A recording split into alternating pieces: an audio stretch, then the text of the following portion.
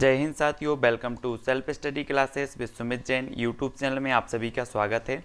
दोस्तों, आज के इस वीडियो में हमने अभी तक जो कुछ पढ़ा है पर्यावरण में उसका पूरा का पूरा रिवीजन करेंगे। पूरी की पूरी आज मैराथन आपकी क्लास होगी जहां पर आपसे बहुत सारे प्रश्न पूछे जाएंगे। एक क्लास आपकी पूरी 9 बजे तक चलेगी और ये बहुत ही महत्वपूर्ण प्रश्न होंगे आपके लिए। तो एक जो क्लास है आपकी जो है सीटीईटी एग्ज़ाम की दृष्टि से या फिर वर्ग 3 एग्ज़ाम की दृष्टि से बहुत ही महत्वपूर्ण होने वाला है। तो सभी लोगों को वीडियो को लाइक करना है और वीडियो को शेयर भी कर देना है, ठीक है।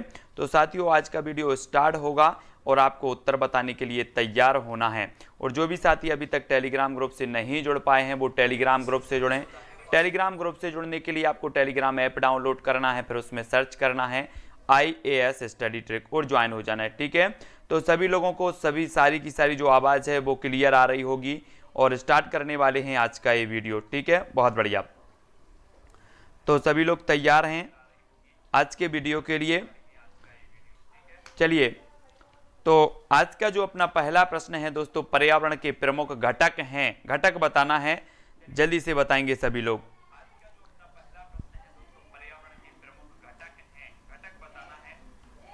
हाँ, तो सभी लोग बताएंगे। कुछ काम था, है ना, कुछ पर्सनल काम था इसलिए थोड़ा सा व्यस्त थे। तो अब हमें फिर से क्लास स्टार्ट करने वाले हैं और आज पूरी की पूरा हम रिवीजन करेंगे, पूरा का पूरा रिवाइज करेंगे, ठीक है। जो कुछ भी हमने पढ़ा है वो हम कहीं भूल तो नहीं गए हैं, तो पूरा का पूरा एक साथ रिवाइज करने वाले हैं, ठीक है। बहुत बढ़िया। तो सभी लोगों को वीडियो प्रश्न का उत्तर बताना है। पर्यावरण के प्रमुख घटक हैं, तो घटक कौन से हो जाएंगे, सभी लोग आंसर बताते चलेंगे, है ना। 4 विकल्प में से एक आंसर सभी लोगों ने बताया है कि मानव निर्मित होते हैं और प्राकृतिक होते हैं, यानी कि जो विकल्प नंबर आपका सी है वो बिल्कुल सही हो जाएगा, दोनों, ठीक है। अगला क्वेश्चन देख लेते हैं। ताप, मृदा, प्रकाश के किस घटक के अंतर्गत आते हैं? जैविक घटक के अंतर्गत, भौतिक घटक के अंतर्गत, मानव निर्मित या इनमें से कोई नहीं। ताप, मृदा, प्रकाश पर्यावरण के किस घटक के अंतर्गत आते हैं? तो सभी लोग फटाक से उत्तर बताएंगे और आपका जो राइट आंसर हो जाएगा वो क्या हो जाएगा, भौतिक घटक के अंतर्गत आते। भौतिक यानी कि जो विकल्प नंबर आपका बी है वो यहां पर राइट आंसर हो जाएगा, ठीक है। अब ये जो अपना वीडियो है दोस्तों, इसमें किसी भी एक भी प्रश्न आपका गलत नहीं होना चाहिए क्योंकि हम इससे पहले तो पढ़ चुके हैं, ठीक है। तो अगला क्वेश्चन देख लो। अगला जो आपका क्वेश्चन है, पर्वत, पठार, मैदान, घाटी पर्यावरण के किस क्षेत्र में आते हैं? पर्वत, पठार, मैदान, घाटी पर्यावरण के किस क्षेत्र में आते हैं? स्थल मंडल, जल मंडल, वायुमंडल या फिर जैव मंडल?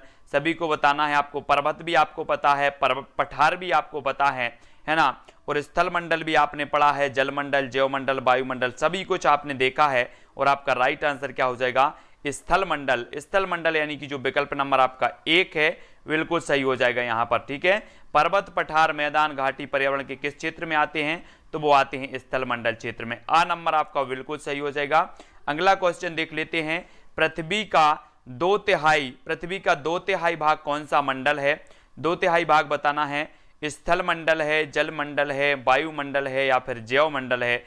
2/3 भाग हमें बताना है कि जो 2/3 भाग है वो क्या है। पृथ्वी का 2/3 भाग कौन सा मंडल है? तब आपका राइट आंसर क्या हो जाएगा? 4 में से सभी लोग बताएंगे और आपका उत्तर हो जाएगा क्या, जलमंडल। हम पढ़ते हैं ना कि लगभग 71 दशमलव या 70.8 जो भाग है पृथ्वी का वो जलमंडल से, जल से ढका हुआ है। तो बी नंबर यहां पर आपका बिल्कुल यहां पर सही हो जाएगा, ठीक है। अगला क्वेश्चन देख लेते हैं साथियों।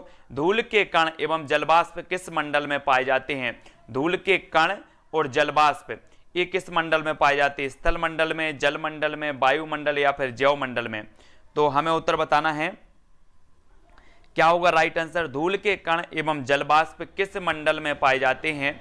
तब आपका राइट आंसर क्या होगा? तो अधिकांश लोगों ने सही उत्तर बताया है कि जो धूल के कण हैं, धूल के कण और जलवाष्प जो है ये कहां पाई जाती है? वायुमंडल में। हम देखते ना कि वायु में धूल के कण जो है उड़ते रहते हैं, है ना। तो धूल के कण वायुमंडल में पाए जाते हैं। वे जीव जो मृत शरीर के कार्बनिक पदार्थों को साधारण तत्वों में अपघटित कर देते हैं क्या कहलाते हैं? सभी लोगों को बताना है। एक तो आपका उत्तर अपघटक है। क्या है? अपघटक।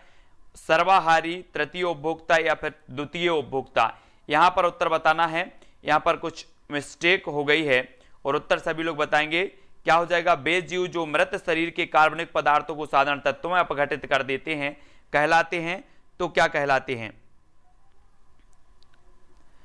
तब सभी लोगों ने जो आंसर बताया है कि वो कहलाते अपघटक। अपघटक यानी कि जो विकल्प नंबर आपका 1 है वो यहां पर बिल्कुल सही हो जाएगा, 1 नंबर का। ठीक है, अगला देख लेते, चिपको आंदोलन की शुरुआत कब हुई थी? चिपको आंदोलन सभी को पता है कि ये उत्तराखंड से संबंधित है। चिपको आंदोलन पेड़ों को बचाने के लिए ये चिपको आंदोलन की शुरुआत हुई थी। तो इसकी शुरुआत कब हुई थी ये हमें बताना है। सुंदरलाल बहुगुणा इससे संबंधित हैं। ठीक है, और इन्हें वृक्षों का आदमी भी कहा जाता है। वृक्षों का आदमी किसे कहा जाता है? तो सुंदरलाल बहुगुणा साहब को कहा जाता है। तब आपका राइट आंसर जो हो जाता है वो क्या हो जाता है? 1973। 1973 याद रख लेना है। चिपको आंदोलन कब शुरू हुआ? 1973 से। ठीक है, बाबा आमटे और मेधा पाटेकर किस आंदोलन से संबंधित हैं? बाबा आमटे बताना है, सभी को बताएंगे। नर्मदा बचाओ आंदोलन, स्वच्छ गंगा अभियान, चिपको आंदोलन या अपिक्को आंदोलन? सभी को बाबा आमटे और मेधा पाटेकर किस आंदोलन से संबंधित हैं?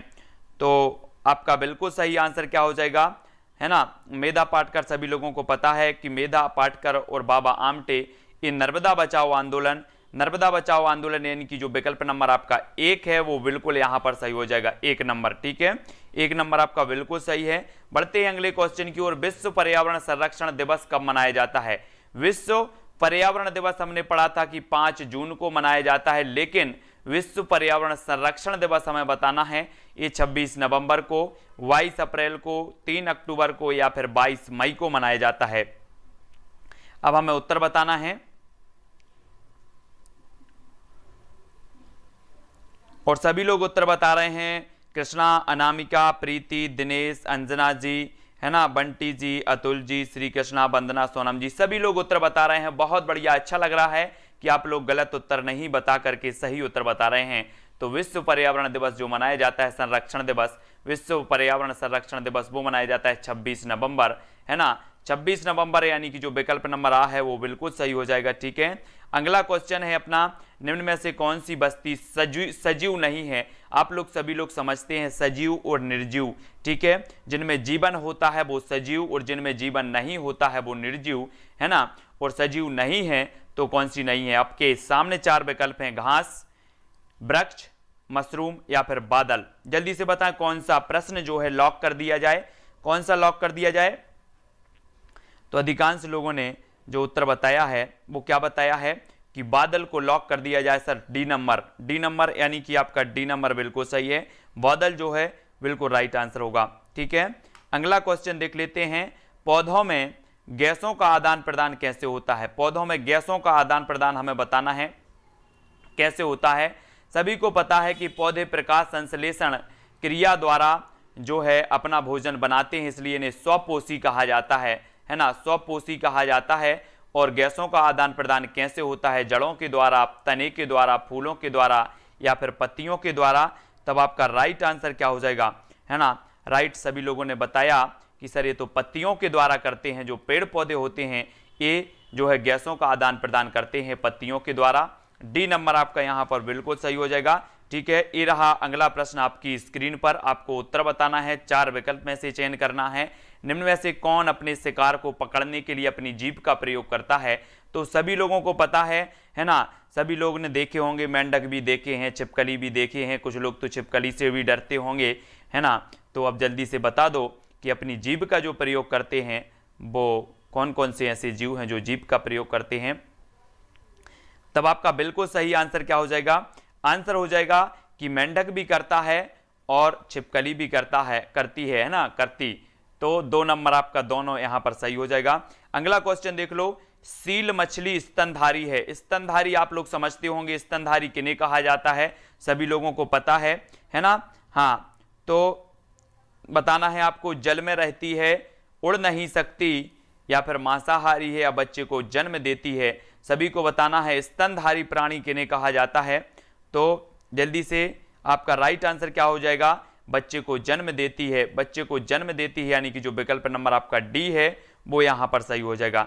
ठीक है। जो सीधे बच्चों को जन्म देते हैं वो स्तनधारी कहलाते हैं, यानी कि डी नंबर आपका यहाँ पर, डी नंबर बिल्कुल सही होगा, ठीक है। अगला क्वेश्चन देख लेते हैं, सजीवों को 5 जगतों में किसने विभाजित किया है? सजीव और निर्जीव आप समझते हैं, कई बार आपने, है ना, पढ़ा भी है कि सजीव क्या है, निर्जीव क्या है, और इन्हें 5 जगतों में किसने विभाजित किया है? सभी लोग बताएंगे। 14 का आंसर बताना है Carolus Linnaeus, Robert Hooke, R.H. Whittaker और चार्ल्स डार्विन। ये आपके प्रश्न है, प्रश्न क्रमांक 14 है, ठीक है। और आपकी क्लास में दोस्तों कल 8 तारीख को लगेंगे। 9 तारीख से हम कुछ स्पेशल वीडियो बना करके आपकी पूरी उसमें डाल देंगे, है ना, प्रीमियर में। तो आपको कंटिन्यू जो आपकी क्लास रहती है उसी के हिसाब से आपको देख लेना है ना। तो सजीवों को 5 जगतों में किसने विभाजित किया है? तो वो किया क्या है? R.H. व्हिटेकर साहब, यानी कि सी नंबर आपका यहां पर बिल्कुल सही होगा, सी नंबर होगा। अगला देख लो, निम्न में से कौन एक वृक्ष नहीं है? कौन नहीं है वृक्ष? पीपल नहीं है, सुंदरी, कीकर या फिर केला। सभी लोगों को बताएंगे। स्पेशल NCERT के कुछ विस्तृत अध्ययन के नोट्स हैं, उन विस्तृत अध्ययन के नोट्स का वीडियो बना के हम यथावत समय पर आपका समय सेट कर देंगे, जो कि आपको देखना है बाद में वीडियो, ठीक है। और एक वृक्ष नहीं है, तो वृक्ष नहीं है केला, केला यानी कि जो आपका विकल्प नंबर डी है वो यहां पर सही हो जाएगा, ठीक है। हाँ, अगला क्वेश्चन देखो, प्रकाश संश्लेषण सबसे कम किस रंग में होता है? किस रंग में होता है? लाल में होता है, हरा में होता है, पीला में होता है, बैगनी में होता है। तो प्रकाश संश्लेषण सबसे कम बताना है तो किस में होता है? अपन ने पढ़ा था कि सबसे ज्यादा जो होता है वो लाल रंग में होता है। सबसे ज्यादा किस रंग में होता है? लाल रंग में होता है। और सबसे कम जो होता है वो कब होता है? सबसे कम कौन से रंग में होता है? तब आपका राइट आंसर क्या हो जाएगा? सबसे कम की जब बात आती है तो वो बैगनी रंग सामने आ जाता है, यानी कि जो डा नंबर है वो बिल्कुल सही हो जाएगा, डी। अब यहां पर कंफ्यूज नहीं होना है, प्रकाश संश्लेषण सबसे कम होता है बैगनी रंग में, सबसे ज्यादा होता है लाल रंग में, ठीक है। अगला क्वेश्चन देख लो। अगला जो अपना क्वेश्चन है, पौधे का प्रजनन अंग है तो क्या है? पौधे का प्रजनन अंग हमें बताना है, क्या हो जाएगा राइट आंसर? तना हो जाएगा, जड़ हो जाएगा, पत्तियां हो जाएगा या फिर फूल होगा। सभी लोग बताएंगे तना, जड़, पत्तियां या फिर फूल। पौधे का प्रजनन अंग कौन सा है? प्रश्न क्रमांक है अपना 17, और 17 का अपना राइट जो आंसर हो जाएगा वो सभी लोगों ने आंसर बता दिया है कि जो पौधे का प्रजनन अंग होता है वो होता है फूल, यानी कि जो विकल्प नंबर आपका डी है वो बिल्कुल सही हो जाएगा, ठीक है। डी नंबर आपका सही है। अगला क्वेश्चन देखो, अगला है, निम्न में से कौन से जीव मनुष्य के घर में रहते हैं? मनुष्य के घर में रहते हैं, अब सभी लोग बता दो। जो लोग छिपकली से डरते हैं, जो लोग चूहा से डरते हैं, जो लोग मकड़ी से डरते हैं, ये सारे के सारे जो जीव हैं, है ना, बिल्कुल सरल सा क्वेश्चन है कि मकड़ी भी रहती है ना, चूहा भी रहता है, छिपकली भी रहती है, यानी कि जो आपका विकल्प नंबर कौन सा हो जाएगा? डी नंबर, सभी वाला हो जाएगा, सभी, ठीक है, सभी आपका बिल्कुल सही होगा, है ना। अगला देख लो। अगला आपका प्रश्न है, निम्न में से कौन उभयचर है? उभयचर आप समझते होंगे, उभयचर जानते हैं कि जो जमीन में भी रहता है और जल में भी रहता है, वो उभयचर कहलाते हैं। तो इनमें से कौन माना जाएगा उभयचर? मगरमच्छ, हाथी, दरिया घोड़ा या फिर व्हेल। तो आंसर क्या हो जाएगा? तो सभी लोगों ने बताया है कि कौन सा उभयचर है, और उभयचर में जो आपका राइट आंसर हो जाएगा वो क्या हो जाएगा? मगरमच्छ, यानी कि जो विकल्प नंबर आ है वो बिल्कुल सही हो जाएगा, ठीक है। आ नंबर आपका बिल्कुल सही हो जाएगा। और आज सभी लोग खाना आना खा करके आए हैं कि नहीं आए हैं? पूरी की पूरी 9 बजे तक अपनी क्लास चलेगी, सारे के सारे प्रश्नों को आज कवर करना है। निम्न में से किस पक्षी का घोंसला लालटेन की तरह होता है? दर्जन, कठफोड़वा, कबूतर या फिर वया, किसका होता है? सभी लोग बताएंगे किस पक्षी का घोंसला लालटेन की। आप लोग ज्यादातर देखे होंगे, खजूर देखा होगा आपने, खजूर, गांव में जो खजूर रहता है बहुत ऊंचा सा पेड़ रहता है ना, तो एक खजूर से ज्यादा लटके रहते हैं ये बया, यानी कि जो विकल्प नंबर है ना डी है वो सही हो जाएगा। उसमें लालटेन टाइप का बना रहता है और डी नंबर बिल्कुल सही होगा, ठीक है। अगला देख लो, 2,4-D जानते होंगे, जो गांव में रहते होंगे, है ना, जो सोयाबीन में डालते हैं, सोयाबीन या और भी ऐसे उड़द है, इस प्रकार के जो फसलें होती हैं उनमें डाला जाता है, खरपतवार नाशक हो जाता है ये, है ना। तो ये जो 2,4-D का घोल बोलते हैं, 2,4-D का घोल डाल दो, पूरी की पूरी जो खरपतवार है वो नष्ट हो जाएगी, तो ये खरपतवार माना जाएगा, यानी कि जो विकल्प नंबर आपका बी है वो सही हो जाएगा वहां पर, ठीक है। बी नंबर आपका सही है, डी नंबर वाले बिल्कुल कंफ्यूज नहीं होना, एक खरपतवार नाशक होता है 2,4-D, ठीक है, 2,4-D, है ना। अगला देख लो, लद्दाख की चांपगा जनजाति किस प्रकार की कृषि करती है। चांपगा ये लद्दाख की जनजाति है ना, और लद्दाख सभी लोगों को पता है एक केंद्र शासित प्रदेश है, और सबसे जो ठंडा मरुस्थल होता है वो लद्दाख में ही है ना, सबसे ठंडा मरुस्थल। और चांपगा जनजाति है तो एक कर्तन और दहन मिश्रित गहन निर्वाह या चलवासी पशुचारण, तो ये किस प्रकार की कृषि करती है, हमें यहाँ पर बताना है प्रश्न क्रमांक 22 का। और अधिकांश लोग जो उत्तर बता रहे हैं वो बता रहे हैं कि ये चलवासी पशुचारण प्रकार की जो है ये कृषि करती है ना, मतलब जो विकल्प नंबर आपका डी है वो सही हो जाएगा, ठीक है, बिल्कुल राइट आंसर है। आर्द्रता को मापा जाता है, आर्द्रता आप लोग समझते होंगे, है ना, नमी जिसे बोलते हैं, नमी, आर्द्रता, है ना। हम बोलते ना कृषि करते हैं तो बोलते कि हमारी जमीन में भी तो अभी क्या है, नमी बनी हुई है, नमी, आर्द्रता है मतलब।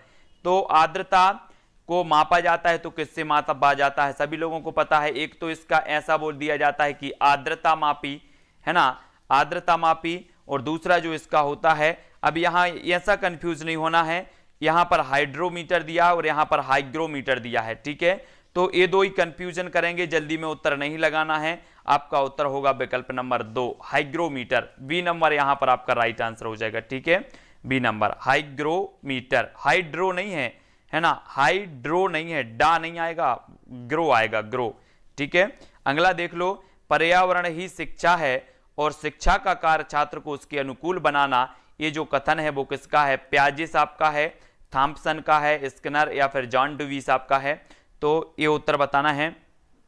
प्रश्न क्रमांक 24 का आंसर बताएंगे जल्दी से, सभी लोगों को बताना है ना। कुछ दिन क्या हो जाएगा, अभी जो होली का टाइम है ना, होली में सभी लोग घर जाते हैं तो हम भी घर घुमाएंगे, और तो जल्दी से बताना है। थॉम्पसन आपका बिल्कुल सही होगा, थॉम्पसन यानी कि जो विकल्प नंबर बी है वो यहाँ पर बी नंबर बिल्कुल सही होगा, थॉम्पसन।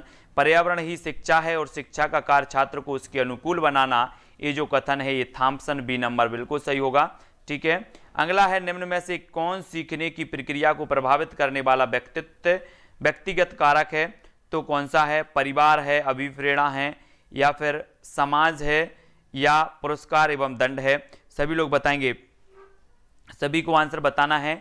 निम्न में से कौन सीखने की प्रक्रिया को प्रभावित करने वाला व्यक्तिगत कारक है, तो व्यक्तिगत कारक बताना है, लेकिन आपके वीडियो यथावत में डाल करके जाऊंगा, पूरे के पूरे यथावत टाइम पर आपको वीडियो मिलेंगे, ठीक है, तो जिसको भी वीडियो देखना है वो यथावत मिलेंगे, और पर्यावरण के विशेषकर एनसीईआरटी पर आधारित वीडियो मिलेंगे, जो एनसीईआरटी के स्पेशल नोट्स हैं उनके, ठीक है। तो निम्न में से कौन सीखने की प्रक्रिया को प्रभावित करने वाला व्यक्तिगत कारक है, तो व्यक्तिगत कारक बताना है, तो व्यक्तिगत कारक आपका अभिप्रेरणा हो जाएगा, अभिप्रेरणा यानी कि जो विकल्प नंबर आपका 2 है, बी नंबर है, वो यहां पर सही होगा, बी नंबर, ठीक है। अगला देख लो, एनसीएफ 2005 ने कक्षा 3 से 5 तक के पर्यावरण अध्ययन को कितनी थीमों में बांटा है, ये मोस्ट इंपॉर्टेंट क्वेश्चन है साथियों, ये थीम है या फिर विषय हैं जो आपके सिलेबस में हैं, वर्ग 3 के भी सिलेबस में हमने पढ़ा कि परिवार और मित्र है, आवास है, खेल और कार है, यही थीमें हैं, यही सब्जेक्ट हैं जो 2005 एनसीएफ 2005 ने बांटा है।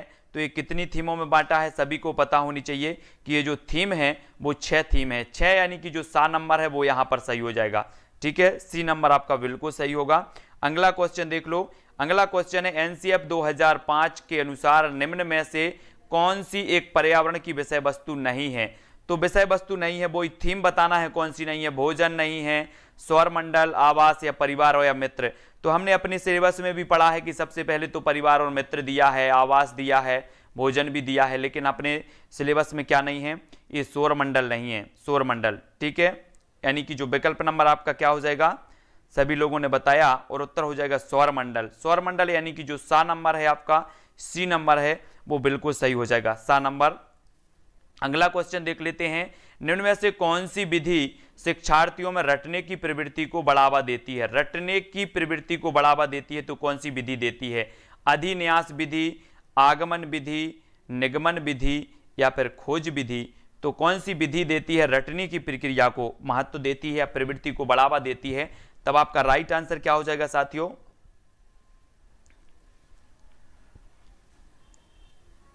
तब अधिकांश लोगों ने जो उत्तर बताया वो बता दिया है क्या? निगमन। निगमन जो विधि है, निगमन विधि और आगमन विधि, इनको तो जरा अच्छे से पढ़ना है। यहां से क्वेश्चन आपका एक ना एक क्वेश्चन आएगा, है ना, चाहे आपका पर्यावरण में आ जाए, बाल विकास में आ जाए, तो कहीं ना कहीं आपका ये निगमन और आगमन तो आएगा ही। कौन से सूत्र इसमें लागू होते हैं, कौन से सूत्र में कौन सी विधि चलती है, ये चीज आपको पता होनी चाहिए, ठीक है। अगला देख लो, पर्यावरण अध्ययन की प्रकृति निम्न का समर्थन नहीं करती। तो किसका समर्थन नहीं करती? जो पर्यावरण की अध्ययन की प्रकृति है वो किसका नहीं करती? बच्चे कम गलतियां करें, है ना, करके सीखने का अवसर मिले, बच्चे बहुत से प्रश्न पूछें या खोज करने के पर्याप्त अवसर मिले, तब सभी लोग बताएंगे क्या होगा राइट आंसर। पर्यावरण अध्ययन की प्रकृति किसका समर्थन नहीं करती, हमें बताना है। तब आंसर क्या हो जाएगा प्रश्न क्रमांक 29 का? और अधिकांश लोगों ने बिल्कुल सही आंसर बताया है कि बच्चे कम गलतियां करें, ये समर्थन नहीं करती पर्यावरण अध्ययन की प्रकृति, है ना। पर्यावरण अध्ययन की प्रकृति आपको पता है कि अधिगम में गलतियां, है ना, सीखने या सिखाने में गलतियां एक प्रमुख भाग मतलब अंग मानी जाती हैं। सीखने और सिखाने की गलतियां प्रमुख अंग मानी जाती हैं। आ नंबर आपका यहां पर बिल्कुल सही होगा। अगला क्वेश्चन है, पर्यावरण जागरूकता का किसके द्वारा सृजन किया जा सकता है? क्षेत्रीय भ्रमण के द्वारा, व्याख्यान के द्वारा, समूह वार्तालाप या अध्ययन के द्वारा? तब आपका राइट आंसर क्या हो जाएगा? पर्यावरण जागरूकता का किसके द्वारा सृजन किया जा सकता है?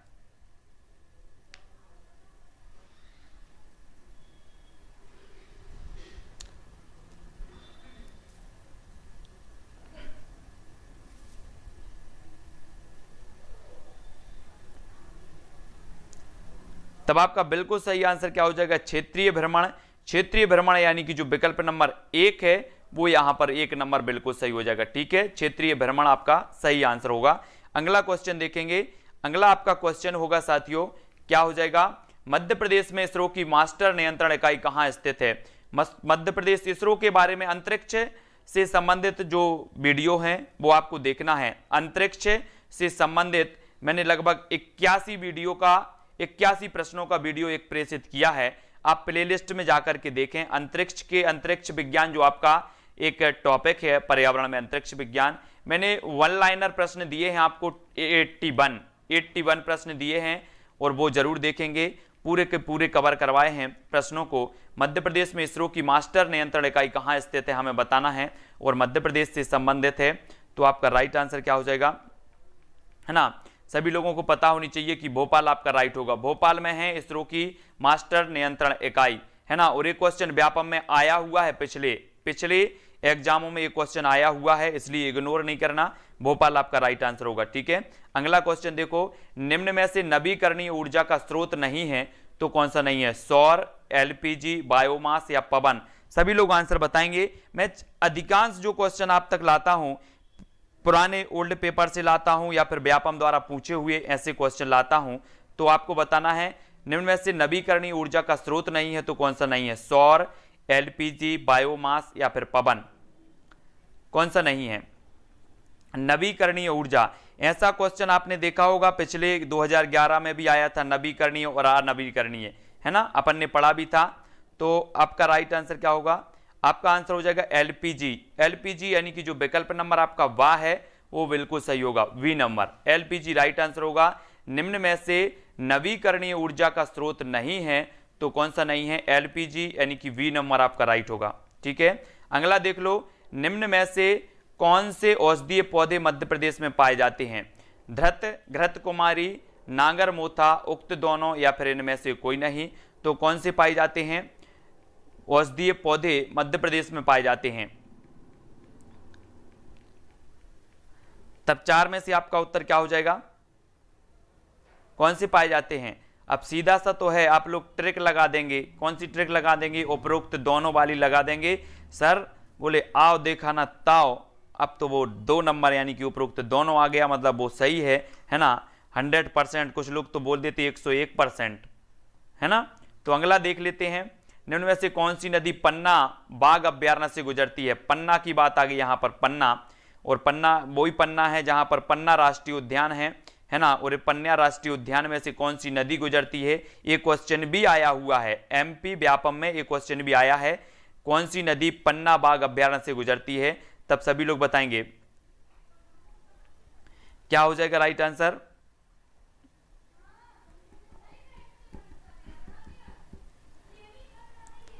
तो आपका बिल्कुल सही हो जाएगा कैन, कैन नदी, यानी कि जो विकल्प नंबर 1 है वो आपका बिल्कुल सही हो जाएगा। ठीक है, कैन नदी पन्ना बाघ अभ्यारण्य से गुजरती है, आ नंबर इसका सही हो जाएगा, आ नंबर बिल्कुल राइट होगा। ठीक है, अगला क्वेश्चन देख लेते हैं, निम्न में से कौन सा टूर्नामेंट टेनिस से संबंधित है? टेनिस से संबंधित बताना है, आई लीग है, डेविस कप है, संतोष ट्रॉफी है, या फिर डूरंड कप है। तो टेनिस खेलते होंगे कुछ लोग तो, है ना। तो जल्दी से बताना है कौन सा टूर्नामेंट टेनिस से संबंधित है।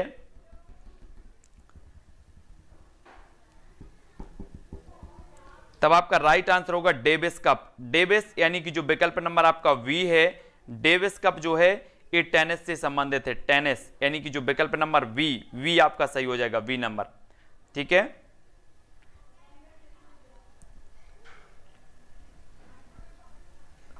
अगला क्वेश्चन देख लेते हैं। अगला आपका जो क्वेश्चन है, निम्न में से कौन सा परजीवी मलेरिया का कारण बनता है? कौन सा बनता है? ट्राइपेनोसोमा, प्लाज्मोडियम, एंटमोबा, जिंगबेलिस, या इनमें से कोई नहीं। प्रश्न क्रमांक 6 का आंसर सभी लोग बताएंगे क्या हो जाएगा राइट आंसर।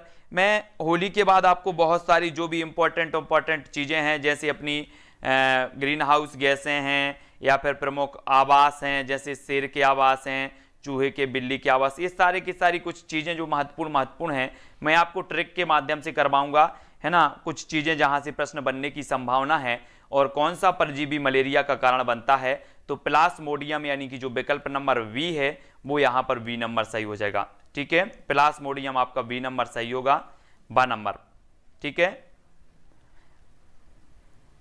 अगला क्वेश्चन देख लो, कक्षा में अच्छा अनुशासन बनाए रखने के लिए मूलभूत आवश्यकता कौन सी है? कक्षा में अनुशासन बनाए रखने के लिए मूलभूत आवश्यकता कौन सी है? शिक्षण कौशल है, शारीरिक दंड है, श्रम विभाजन है, शिक्षण का विकेंद्रीकरण है।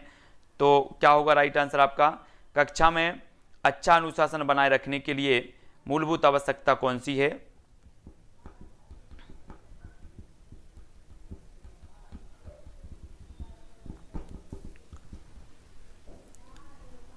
तो आंसर आपका राइट होगा शिक्षण कौशल। शिक्षण कौशल यानी कि जो विकल्प नंबर आपका ए है वो ए नंबर बिल्कुल सही हो जाएगा। ठीक है, ए नंबर राइट होगा। अगला क्वेश्चन, विश्व जल दिवस कब मनाया जाता है? विश्व जल दिवस बताना है। देखो मेरे जितने भी साथी हैं, अपन को कॉन्फिडेंस रखना है, लेकिन ओवर कॉन्फिडेंस नहीं रखना है। ठीक है, ओवर कॉन्फिडेंस वाले लोग गलत करके आते हैं, है ना। ओवर कॉन्फिडेंस में हो जाता है कि नहीं, वो तो 101 वाले जितने भी होते हैं ना, 101 वाले वो ओवर कॉन्फिडेंस वाले होते हैं, और 101 वाले गलत करके आ जाते हैं। पता भी होता है ना, पता भी होता है, उसके बाद गलत करके आते हैं, इसलिए ओवर कॉन्फिडेंस नहीं रखना है, वो ही अपनी सरल विधि से हल करना है। विश्व जल दिवस मनाया जाता है तो वो मनाया जाता है 22 मार्च को। ठीक है, 22 मार्च और 22 अप्रैल को पृथ्वी दिवस, और 22 मई को कौन सा माना जाता है? जैव विविधता दिवस। तो ये सारे के सारे दिवस हैं 22 वाले। ठीक है, वो सभी हो जाएंगे प्रश्न क्रमांक 8 का 22 मार्च, बी नंबर। अगला क्वेश्चन देखो, विश्व मृदा दिवस कब मनाया जाता है? 5 जून को, 5 दिसंबर को, 11 जुलाई को, इनमें से कोई नहीं। विश्व मृदा दिवस कब मनाया जाता है?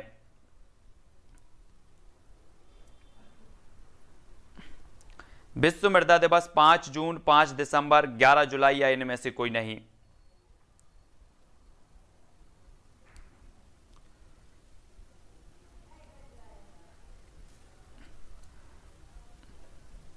तो मृदा दिवस बताना है अपन को। मृदा दिवस आपका राइट आंसर क्या हो जाएगा? 5 दिसंबर, है ना। अपन को ये सारी की सारी एक क्वेश्चन आपका दिवस से पूछ लिया जाएगा, एक दिवस से आएगा जरूर। तो 5 दिसंबर आपका बिल्कुल सही होगा। 5 जून सभी को पता ही है। 11 जुलाई को जनसंख्या दिवस पता ही है सभी लोगों को, ठीक है। तो इस प्रकार से याद रखेंगे। अगला देख लो, निम्न में से कौन अदृश्य प्रदूषक है। अब ये दृश्य प्रदूषक, जो प्रदूषक आते हैं ना, प्रदूषक आपको बताएंगे हम कि प्रदूषक जो होते हैं एक अदृश्य होते हैं और एक दृश्य होते हैं, है ना। ये 2 प्रकार के होते हैं। तो कुछ दिखते हैं और कुछ नहीं दिखते हैं। तो कचरा, धूम्र, बैक्टीरिया या फिर गैस। तो अदृश्य जो प्रदूषक में आता है वो आता है बैक्टीरिया। बैक्टीरिया यानी कि जो विकल्प नंबर डी है वो यहाँ पर सही हो जाएगा, ठीक है। अदृश्य प्रदूषक होते हैं बैक्टीरिया, डी नंबर आपका सही हो जाएगा, ठीक है।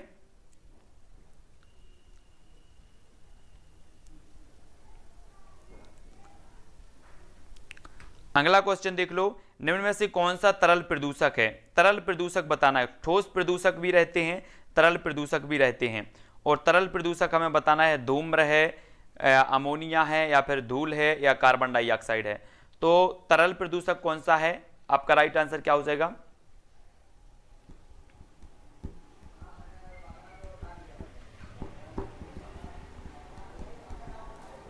तब आपका बिल्कुल सही आंसर होगा अमोनिया। अमोनिया यानी कि जो आपका विकल्प नंबर वी है, वी नंबर, वो सही हो जाएगा।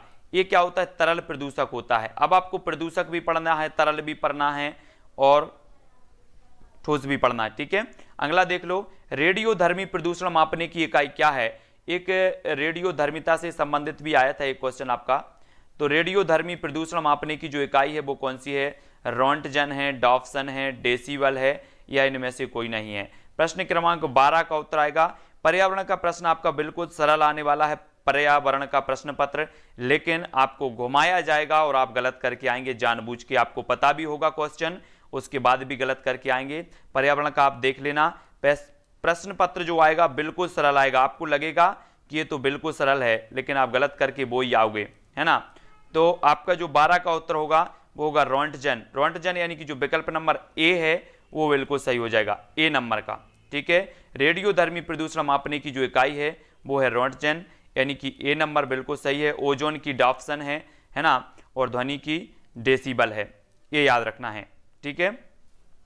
तो अगला क्वेश्चन देख लेते हैं, किस वृक्ष को पारिस्थितिकी आतंकवादी कहा जाता है। अब ये तो सभी लोगों को पता है ना, कि किस वृक्ष को कहा जाता है, किस वृक्ष को पारिस्थितिकी आतंकवादी कहा जाता है। साल को कहा जाता है, सफेदा को कहा जाता है, सागौन को कहा जाता है, इनमें से कोई नहीं।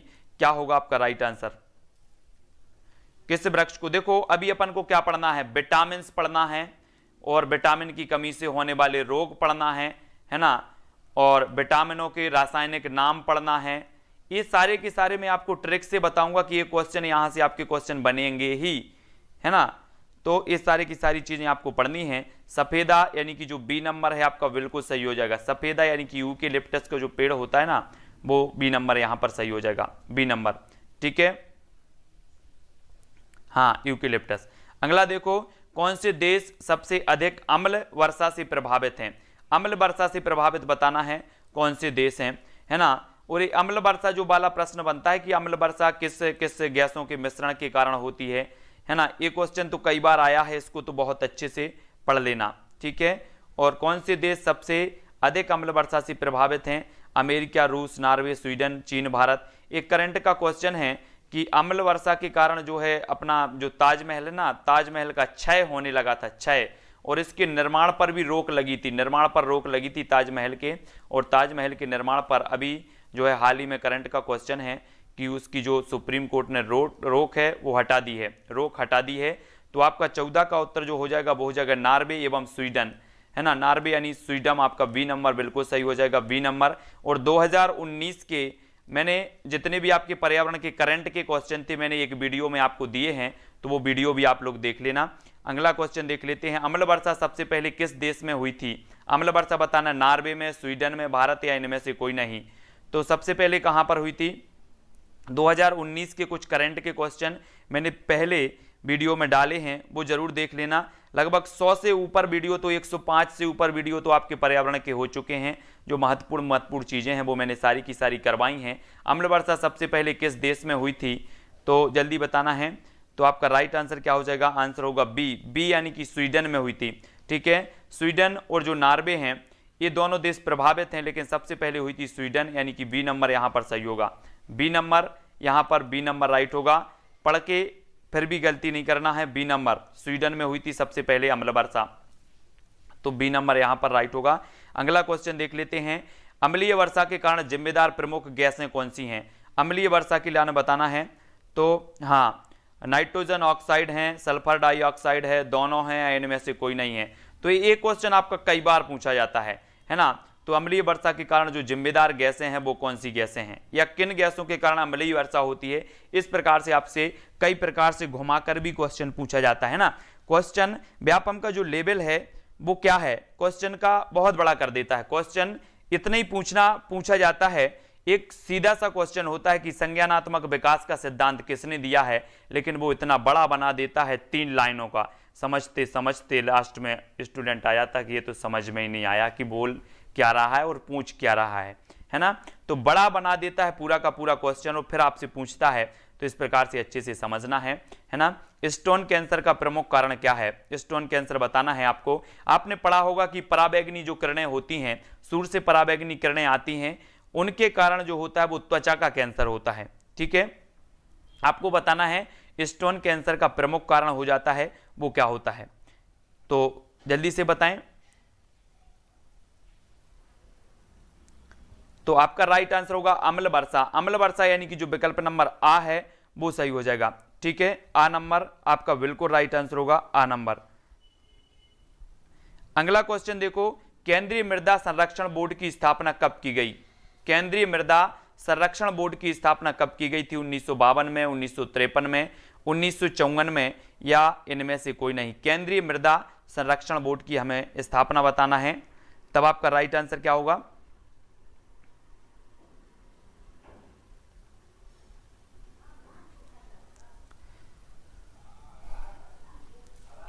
आपका बिल्कुल सही आंसर होगा 1953। 1953 यानी कि जो आपका विकल्प नंबर वी है साथियों, वी नंबर यहां पर आपका सही हो जाएगा। मृदा संरक्षण बोर्ड की स्थापना की गई 1953 में। ठीक है, वी नंबर आपका सही है। अगला देखो, निम्न में से कौन सा रोग मच्छर के काटने से होता है।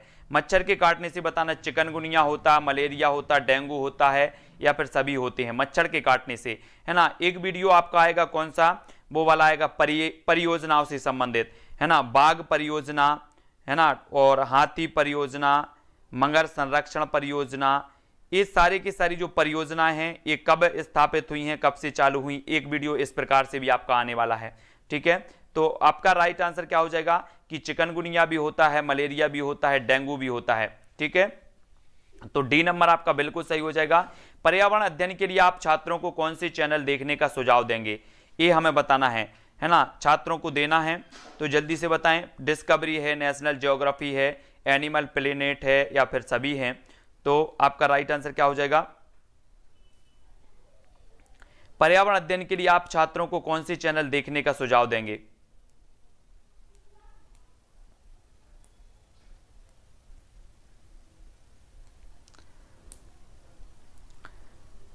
तब आपका बिल्कुल सही आंसर क्या हो जाएगा, ए सभी, यानी कि डिस्कवरी भी, नेशनल ज्योग्राफी, एनिमल प्लेनेट भी, है ना। तो ये आपका ए सभी वाला सही हो जाएगा, ए सभी, डी नंबर आपका सही हो जाएगा। और अगला क्वेश्चन देखो, पर्यावरण अध्ययन की कक्षा में एक शिक्षक चित्र, मानचित्र, ग्राफ, मॉडल आदि का प्रयोग करता है, ये खालिस्तान शिक्षण सामग्री है, श्यामपट है, दृश्य है, श्रव्य दृश्य है, या क्रियात्मक है, कैसी है, सभी लोगों को बताना है। पीडीएफ मिलती है अपने टेलीग्राम ग्रुप में, जो टेलीग्राम ग्रुप है उसमें टेलीग्राम ग्रुप में सभी लोग जुड़ जाना। टेलीग्राम ग्रुप से जुड़ने के लिए आपको टेलीग्राम ऐप डाउनलोड करना है, उसमें सर्च करना है IAS स्टडी ट्रिक। ठीक है, पर्यावरण अध्ययन की कक्षा में एक शिक्षक चित्र, मानचित्र, ग्राफ, मॉडल आदि का प्रयोग करता है, ये खालिस्तान शिक्षण सामग्री है। तो ये दृश्य यानी कि जो विकल्प नंबर वी है वो बी नंबर आपका सही हो जाएगा। ठीक है, आप लोग जब बीएड या डीएड करते होंगे तो मॉडल बना के ले जाते होंगे, एक ब्लैक बोर्ड खरीद लिया होगा, ब्लैक बोर्ड ले जाते होंगे, है ना, और उसमें बच्चों को पढ़ाते होंगे। तो खालिस्तान के अलावा निम्नलिखित पर्यावरण अध्ययन पढ़ाने की विधियां हैं, तो पर्यावरण अध्ययन पढ़ाने की विधियां कौन कौन सी हैं, खालिस्तान के अलावा बताना है, खालिस्तान के अलावा कौन सी है। तो कौन सी हैं? समस्या समाधान, व्याख्यानों द्वारा स्पष्ट करने, सहयोगात्मक अधिगम या फिर निर्देशित खोज। तो खाली स्थान के अलावा कौन कौन सी हैं? एक ऐसी है जो नहीं है, बाकी सभी हैं। तो कंफ्यूज नहीं होना इस प्रकार के क्वेश्चनों में। आपका राइट आंसर क्या हो जाएगा?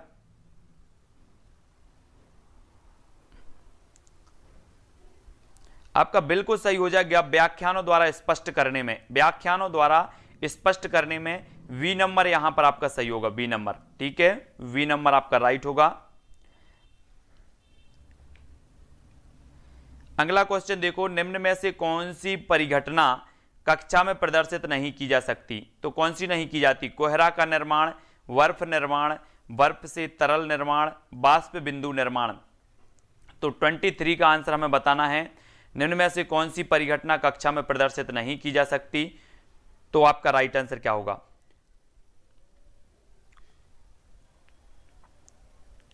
सभी लोगों को बताना है। और आपका एक जो टॉपिक है ना, अंतरिक्ष विज्ञान, अंतरिक्ष विज्ञान से संबंधित आप वीडियो जरूर देख लेना, क्योंकि जो अंतरिक्ष से संबंधित अपना करंट में भी रहा है ना, चंद्रयान मिशन 2 भी करंट में रहा है, उससे भी क्वेश्चन पूछे जा सकते हैं आपके।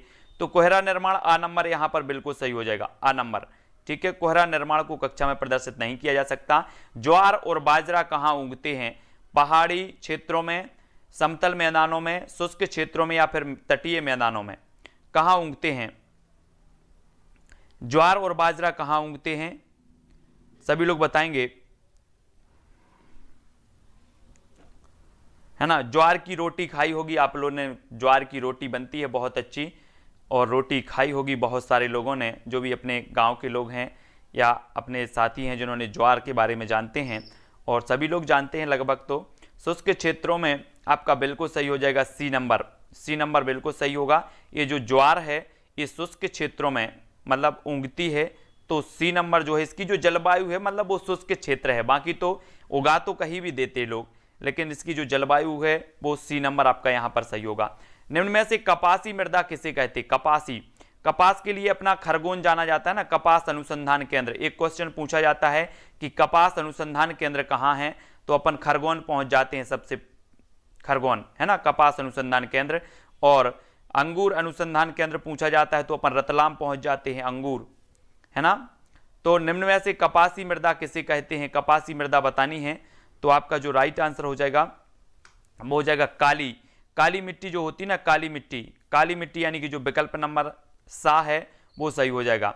कपासी मृदा किसे कहते हैं? तो काली मिट्टी को कहते हैं। सी नंबर आपका यहां पर सही होगा। अगला देख लो, प्राथमिक स्तर पर पर्यावरण अध्ययन के लिए कौन सी विधि प्रभावशाली है? तो प्राथमिक स्तर पर बताना है कौन सी विधि, योजना विधि, कहानी विधि, व्याख्यान विधि या इनमें से कोई नहीं। कौन सी विधि प्रभावशाली मानी जाएगी? प्रभावशाली बताना है आपको।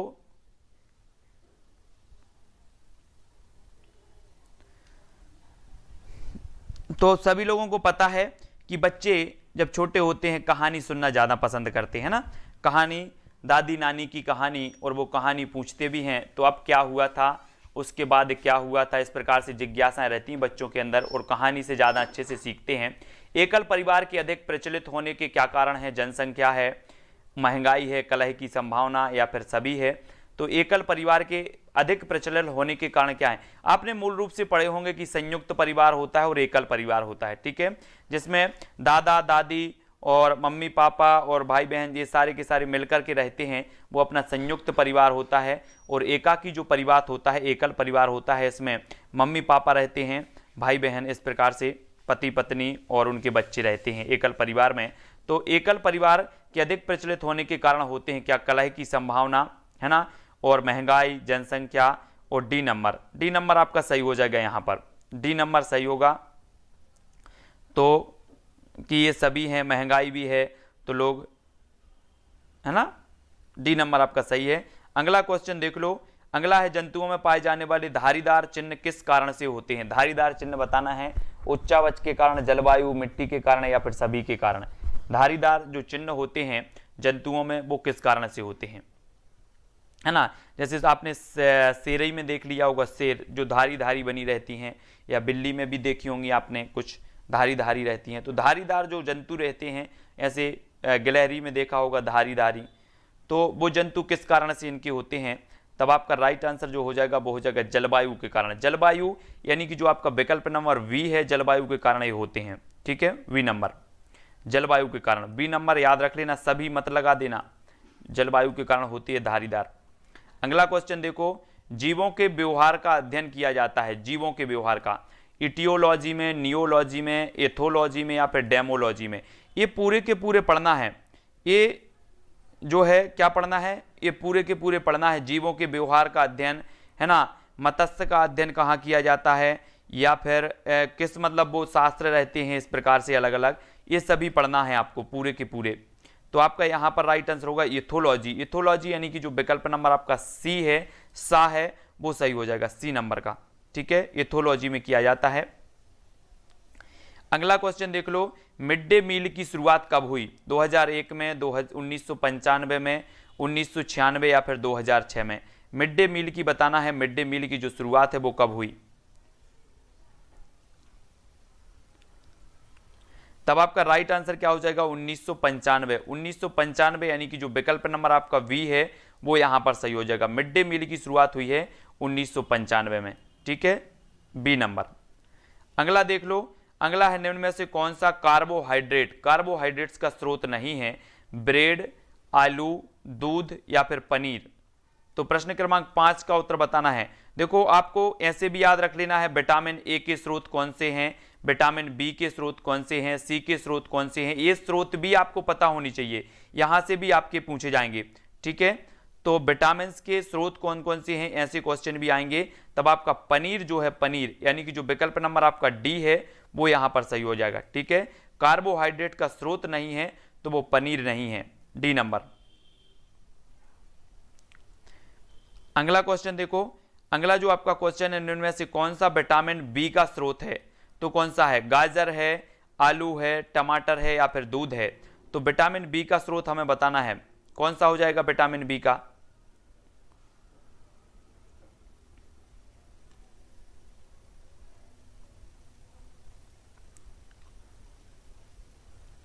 तब आपका राइट आंसर हो जाएगा आलू। आलू यानी कि जो विकल्प नंबर आपका वी है, बी आपका सही हो जाएगा। ठीक है, और एक कार्बोहाइड्रेट का स्रोत भी माना जाता है आलू, तो ये सभी याद रख लेना है ना। तो विटामिन बी का जो स्रोत है वो आलू है। आलू बहुत सारे लोग खाते हैं आलू, और आलू खाने में बोले मजा आता है आलू की सब्जी में। जब मोर सांप को खाता है, मोर सांप को खाता है, सांप कीड़ों को खाता है और कीड़े हरे पौधों को खाते हैं, तो मोर का पोषण तल है तो क्या है, पोषण तल बताना है। खाद्य पिरामिड के शीर्ष पर, प्राथमिक उपभोक्ता, अंतिम अपघटक या फिर प्राथमिक अपघटक, क्या है पोषण स्तर बताना है।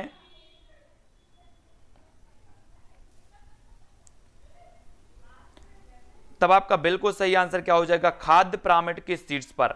खाद्य पिरामिड के शीर्ष पर यानी कि जो आ नंबर है वो सही हो जाएगा, आ नंबर। ठीक है, खाद्य पिरामिड के शीर्ष पर। अगला क्वेश्चन देख लो, अगला है आपका खाद्य श्रृंखला के परस्पर समूह को कहा जाता है। तो क्या कहा जाता है परस्पर समूह को, श्रृंखला अभिक्रिया, खाद्य चक्र, बायोमास का पिरामिड या फिर खाद्य जाल।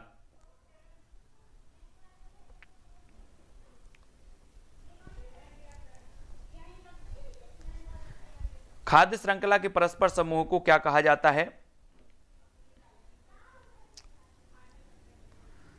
तब आपका जो राइट आंसर हो जाएगा खाद्य जाल। खाद्य जाल यानी कि जो विकल्प नंबर आपका डी है, डी वाला, वो यहां पर सही हो जाएगा, खाद्य जाल कहा जाता है। ठीक है, परस्पर समूह को कहा जाता है खाद्य जाल। और अगला क्वेश्चन है आपका 11 फरवरी 2020 को राष्ट्रीय जल सम्मेलन कहां पर आयोजित किया गया, है ना। राजेंद्र प्रसाद, राजेंद्र जी को, राजेंद्र सिंह जी को क्या कहा जाता है, जल पुरुष के नाम से जाना जाता है। इन्होंने इसकी अध्यक्षता की थी, मैंने बताया भी था। और 11 फरवरी 2020 को जो राष्ट्रीय जल सम्मेलन आयोजित किया गया वो कहां पर किया गया। आपके प्रश्न है रीवा, इंदौर, भोपाल या फिर मुंबई में। तो बिल्कुल राइट आंसर आपका हो जाएगा का भोपाल। भोपाल यानी कि जो विकल्प नंबर सा है वो सही हो जाएगा। ठीक है, भोपाल में 11 फरवरी 2020 को राष्ट्रीय जल सम्मेलन आयोजित किया गया, है ना। तो जो सी नंबर है वो आपका राइट आंसर है। अगला क्वेश्चन देख लो, 2006 में जलाभिषेक अभियान प्रारंभ किया गया था। तो उत्तर प्रदेश, मध्य प्रदेश, केरल या फिर दिल्ली से, कहां से किया गया था? जल अभिषेक अभियान, जलाभिषेक अभियान बताना है, ये कहां से किया गया था? प्रश्न क्रमांक 10 का उत्तर बताएंगे।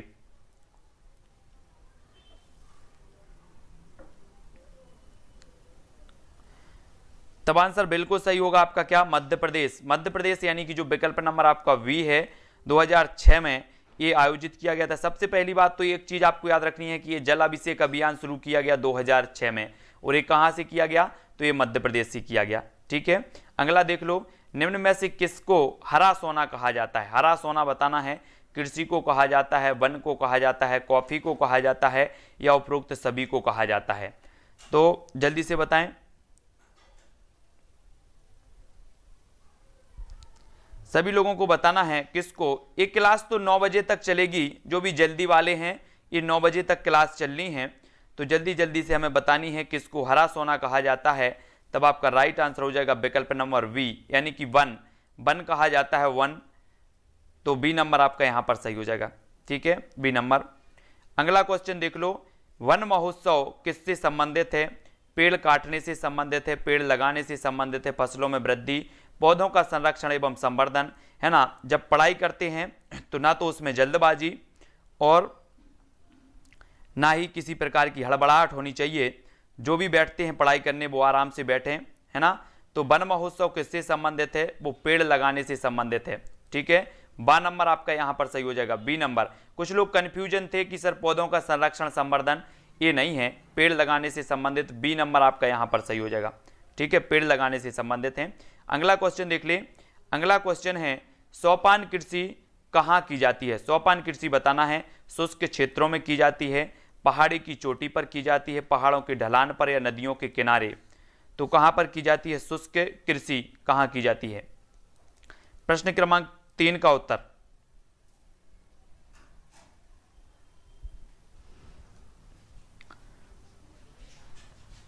तो सोपान कृषि कहां की जाती है?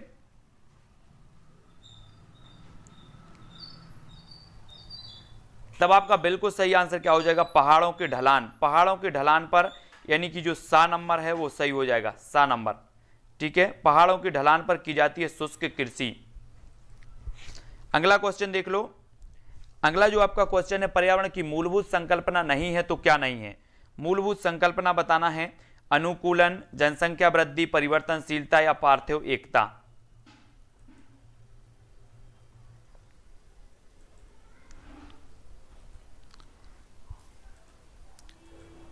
तो आपका राइट आंसर होगा जनसंख्या वृद्धि। जनसंख्या वृद्धि यानी कि जो विकल्प नंबर आपका वी है, पर्यावरण की जो मूलभूत संकल्पना नहीं है तो वो कौन सी नहीं है? वी नंबर, जनसंख्या वृद्धि नहीं है, अनुकूलन है, परिवर्तनशीलता है, पार्थिव एकता है। ठीक है, अगला क्वेश्चन देख लो, किसी परिवार को दर्शाया जाता है तो किस में दर्शाया जाता है?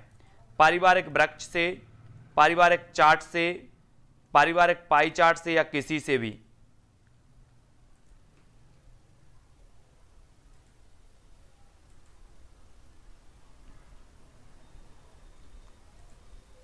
तो किसी परिवार को दर्शाया जाता है तो कैसे दर्शाया जाता है?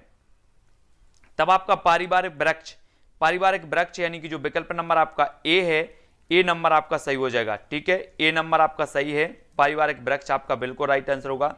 अगला क्वेश्चन देख लो, कली का प्रमुख भाग छोटी पत्ती की भांति दिखाई देता है, वह कहलाता है, क्या कहलाता है?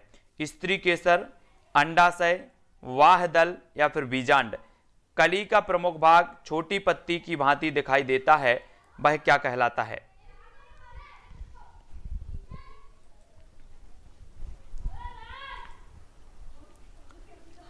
तब आपका राइट आंसर क्या हो जाएगा? बाह्य दल। वाह दल यानी कि जो विकल्प नंबर आपका सा है, सी नंबर है, वो बिल्कुल सही हो जाएगा, सी नंबर। ठीक है, सी नंबर जिन्होंने भी बताया है उनका आंसर बिल्कुल सही है। अगले क्वेश्चन की ओर बढ़ते हैं। अगला जो आपका क्वेश्चन है वो क्या है? चावल और गेहूं से प्राप्त स्टार्च का बहुलक है तो क्या है? वसा अम्ल है, प्रोटीन है, ग्लाइकोजन है, या फिर शर्करा है?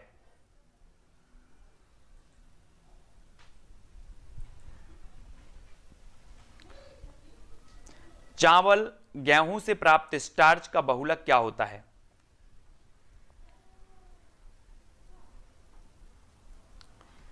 तब आपका बिल्कुल सही जो आंसर होगा वो क्या होगा? शर्करा। शर्करा यानी कि जो विकल्प नंबर आपका डी है वो शर्करा सही हो जाएगा। चावल और गेहूं से प्राप्त स्टार्च का बहुलक होता है शर्करा, डी नंबर। ठीक है, अगला देख लो, क्वासियोरकर है ना, क्वासियोरकर नामक रोग की कमी के कारण होता है। किसकी कमी के कारण होता है? प्रोटीन की कमी के कारण, या फिर विटामिन की कमी के कारण, आयोडीन की, या फिर कार्बोहाइड्रेट?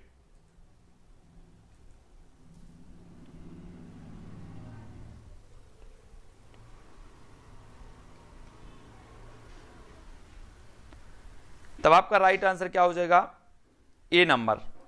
ठीक है,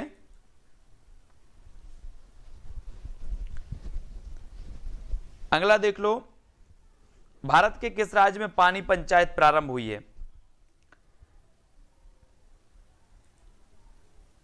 महाराष्ट्र, केरल, मध्य प्रदेश या राजस्थान?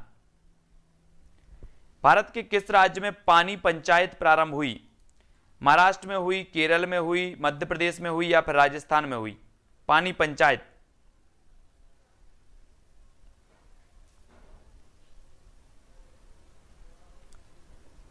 तब आपका बिल्कुल सही क्या हो जाएगा? महाराष्ट्र। महाराष्ट्र यानी कि जो ए नंबर है वो ए नंबर बिल्कुल आपका सही है। महाराष्ट्र में हुई पानी पंचायत की शुरुआत। ठीक है, अगला क्वेश्चन देख लो, मानव अधिवास के अनेक रूप हैं, निम्न में से आप किसे मानव अधिवास नहीं मानते? मानव अधिवास बताना है, पुरबा को, नगर को, फार्म स्टेट को, या फिर गलियों को? आप किसे मानव अधिवास नहीं मानते? प्रश्न क्रमांक 20 का आंसर बताना है, मानव अधिवास हम किसे नहीं मानते हैं? तब आपका जो राइट आंसर हो जाएगा वो क्या हो जाएगा? गलियां। गलियां यानी कि जो विकल्प नंबर डी है, गलियों को हम मानव अधिवास नहीं मानते। नगर भी मानव अधिवास है, पुरबा भी है, फार्म स्टेट भी है ना? तो डी नंबर आपका बिल्कुल सही हो जाएगा। ओजोन परत मिलती है तो कहां मिलती है ओजोन परत? थर्मोस्फीयर में, स्ट्रेटोस्फीयर में, ट्रोपोस्फीयर में, या फिर मेसोस्फीयर में? ओजोन परत मिलती है तो कहां मिलती है?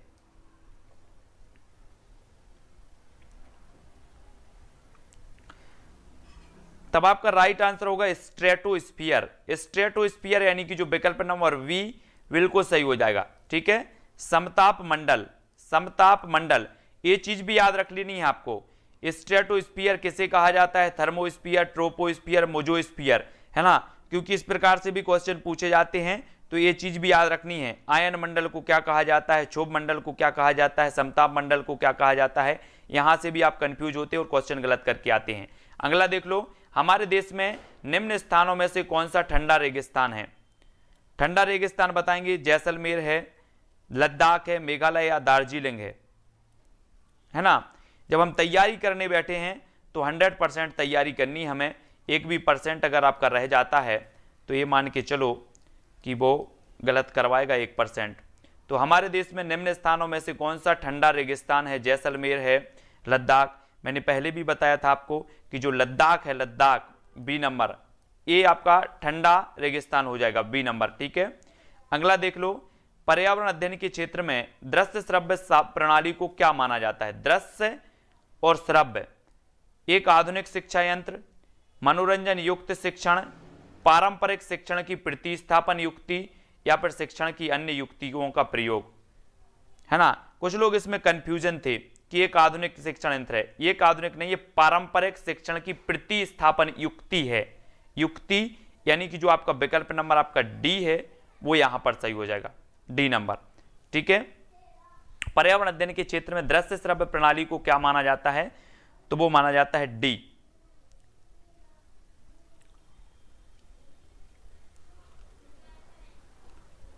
अगला क्वेश्चन देखो, निम्न में से कौन एक श्रेणी श्रव्य सामग्री के अंतर्गत आती है? श्रव्य सामग्री बताना ही हमें। तो रेडियो चित्र मानचित्र, radio tape recorder telephone, radio tape recorder चित्र, या दूरदर्शन चलचित्र टेलीफोन? निम्न में से कौन एक श्रेणी श्रव्य सामग्री के अंतर्गत आती? श्रव्य,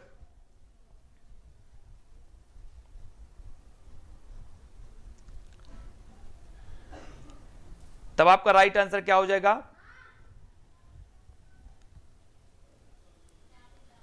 तो आपका हो जाएगा रेडियो, टेप रिकॉर्डर, टेलीफोन।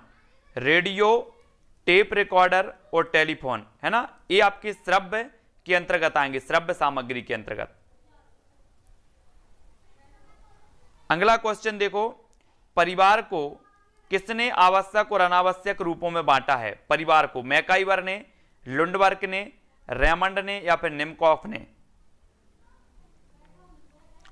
तो परिवार को इनने बांट दिया कि एक आवश्यक परिवार है और एक अनावश्यक परिवार है।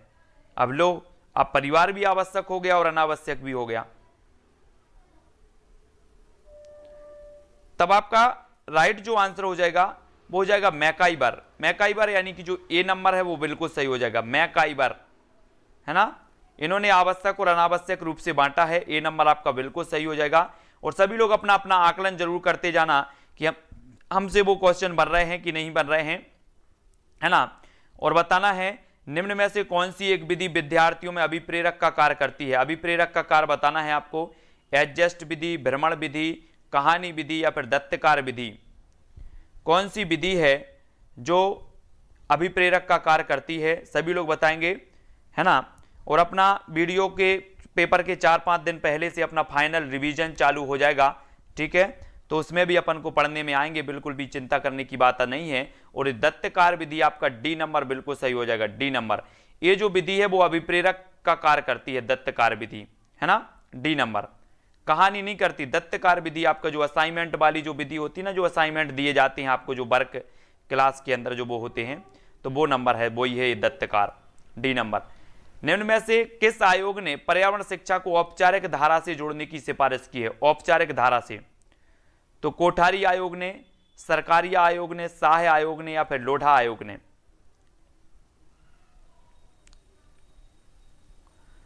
तो किस आयोग ने पर्यावरण शिक्षा को औपचारिक धारा से जोड़ने की सिफारिश की है? तो किस आयोग ने की है?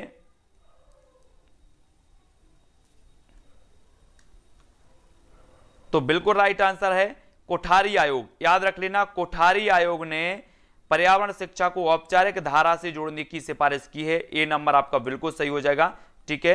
अगला देख लो, पर्यावरण को व्यापक रूप से क्षति किससे पहुंचती है? बांध निर्माण से, सड़क निर्माण से, खनन से या फिर सभी से? तो किससे पहुंचती है पर्यावरण को? तब आपका बिल्कुल सही आंसर क्या है? सभी, यानी कि सड़क निर्माण से भी, बांध से भी, खनन से भी, यानी सभी कार आपके बिल्कुल सही हो जाएंगे, ठीक है, डी नंबर। अगला क्वेश्चन देख लो, क्षार का पीएच मान होता है तो क्या होता है? 7, 6, 7 से कम या 7 से अधिक? क्षार का पीएच मान बताना है।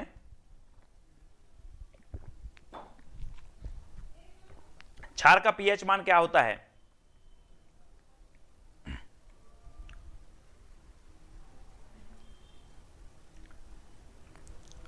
तब बिल्कुल सही आंसर क्या हो जाएगा? 7 से अधिक। 7 से अधिक यानी कि जो विकल्प नंबर डी है वो डी नंबर सही हो जाएगा, 7 से अधिक, ठीक है।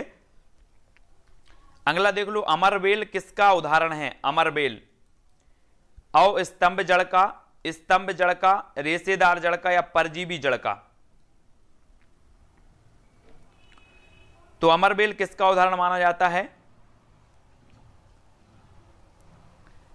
तब आपका बिल्कुल सही आंसर क्या हो जाएगा, है ना, आंसर हो जाएगा परजीवी। परजीवी यानी कि जो विकल्प नंबर आपका डी है, परजीवी सही हो जाएगा यहां पर। अमरबेल किसका उदाहरण है? तो परजीवी का उदाहरण है, डी नंबर। अगला देख लो, अगला जो अपना क्वेश्चन हो जाएगा वो क्या हो जाएगा? एलिसा टेस्ट किस रोग की पहचान हेतु किया जाता है?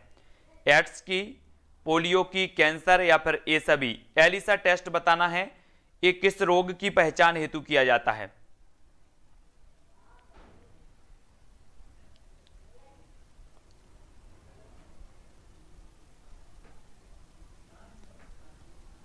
तब आपका बिल्कुल सही क्या होगा? एड्स। एड्स यानी कि जो आ नंबर है वो सही हो जाएगा यहां पर। इसकी जांच के लिए जो टेस्ट होता है उसे एलिसा टेस्ट कहा जाता है, ठीक है, ए नंबर। अगला देख लो, वन्य प्राणी सप्ताह प्रतिवर्ष मनाया जाता है तो अक्टूबर के प्रथम सप्ताह में, फरवरी के प्रथम सप्ताह में, अगस्त के प्रथम सप्ताह में या फिर ये सभी? तो वन्य प्राणी सप्ताह प्रतिवर्ष कब मनाया जाता है?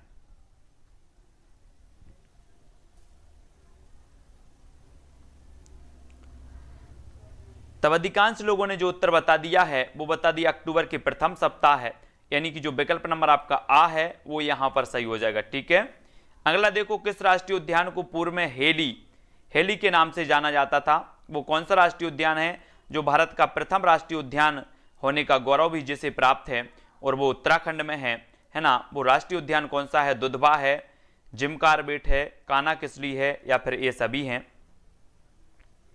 तो सभी को पता है जिम कार्बेट, यानी कि जो विकल्प नंबर बी है वो बिल्कुल सही हो जाएगा, है ना? मध्य प्रदेश में टाइगर प्रोजेक्ट प्रारंभ किया गया तो कान्हा किसली से प्रारंभ किया गया। ठीक है, दुधवा राष्ट्रीय उद्यान एक कई बार पूछा गया है, उत्तर प्रदेश में दुधवा, है ना? जिम कार्बेट उत्तराखंड में है। अगला क्वेश्चन देखो, भारत के किस क्षेत्र में अधिक भूस्खलन की घटनाएं होती हैं? उत्तरी घाट में होती हैं, हिमालय में होती हैं, पश्चिमी घाट में होती हैं, इनमें से कोई नहीं। तो भारत के किस क्षेत्र में होती है सबसे अधिक भूस्खलन की घटनाएं? भूस्खलन बताना है तो सभी लोगों को पता है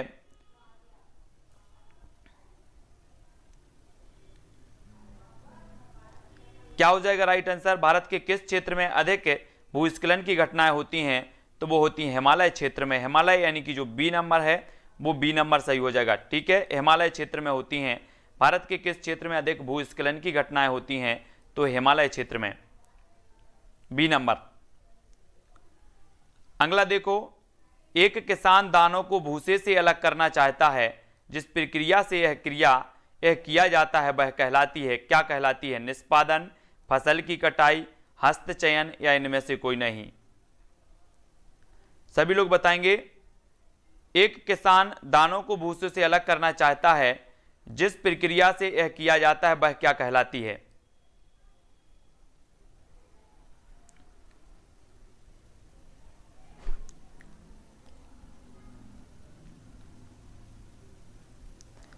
तब आपका निष्पादन, यानी कि जो विकल्प नंबर 1 है वो निष्पादन बिल्कुल सही हो जाएगा, निष्पादन। ठीक है, 1 नंबर।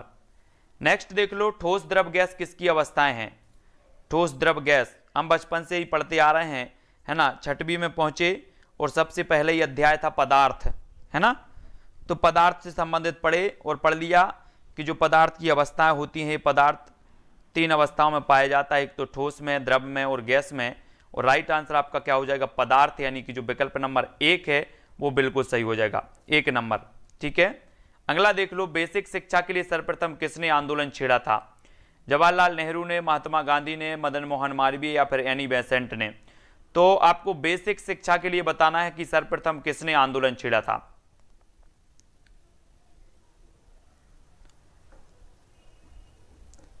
तब आपका बिल्कुल सही आंसर क्या हो जाएगा? महात्मा गांधी, यानी कि जो विकल्प नंबर आपका वी है वो बिल्कुल सही होगा। उत्पत्ति एवं प्रकृति के आधार पर आपदा के कितने भाग हैं? उत्पत्ति, एक आपदा प्रबंधन भी आपको पढ़ना है, आपदा प्रबंधन, है ना? तो आपदा एवं उत्पत्ति के आधार पर बताना है कि जो आपदा के कितने भाग हैं वो बताएंगे। 3 हैं, 2 हैं, 4 हैं, या फिर 5 हैं? तो सभी लोगों को पता है कि उत्पत्ति के आधार पर एक तो मानवीय आपदा होती है, एक प्राकृतिक आपदा होती है, यानी कि 2 प्रकार की होती है। ठीक है ना? उत्पत्ति एवं प्रकृति के आधार पर 2 प्रकार की होती है। और अगला क्वेश्चन है, राष्ट्रीय पर्यावरण माह कब मनाया जाता है? राष्ट्रीय पर्यावरण माह बताना है हमें, ये कब मनाया जाता है? 9 अक्टूबर से 10 नवंबर, 19 अक्टूबर से 18 नवंबर, 19 सितंबर से 18 नवंबर, या फिर ये सभी? तो राष्ट्रीय पर्यावरण माह कब मनाया जाता है?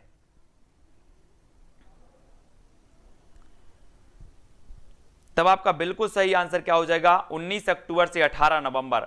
19 अक्टूबर से 18 नवंबर, यानी कि जो आपका विकल्प नंबर वी है 19 अक्टूबर से 18 नवंबर, ये वी नंबर बिल्कुल सही हो जाएगा।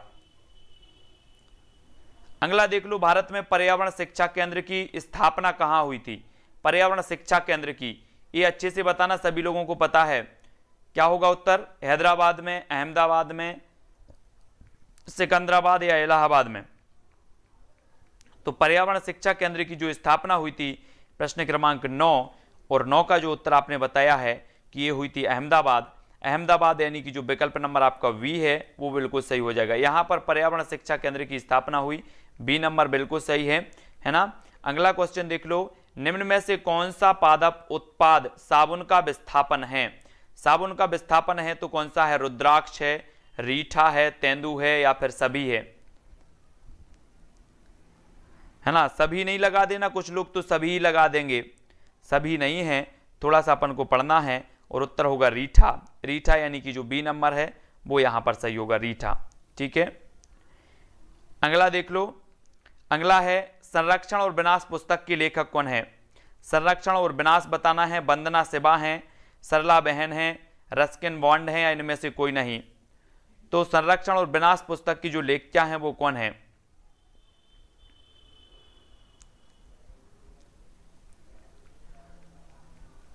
तब आंसर क्या हो जाएगा आपका? बिल्कुल सही आंसर है वी। वी यानी कि सरला बहन। बी नंबर आपका सही हो जाएगा, बी नंबर। ठीक है, बहुत बढ़िया।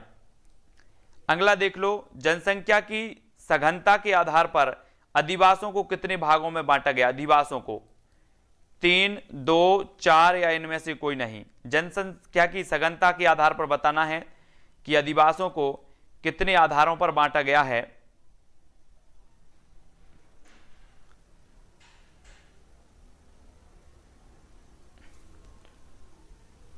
तब आपका बिल्कुल सही कौन सा हो जाएगा? एक तो नगरीय अधिवास और एक ग्रामीण अधिवास, 2 भागों में बांटा गया है, बी नंबर। ठीक है, जनसंख्या की सघनता के आधार पर 2 भागों में बांटा गया, और बी नंबर आपका बिल्कुल यहां पर सही होगा। अगला देखो, बकरी और भेड़ के आवास को क्या कहा जाता है? बकरी और भेड़, साइवान, वांडा, बाड़ा, घर, या इनमें से कोई नहीं। तो बकरी और भेड़, बकरी आपको पता होगी, बकरी सभी ने देखी होगी, है ना। तो बताना है आपको कि बकरी और भेड़ का जो आवास कहलाता है वो क्या कहलाता है?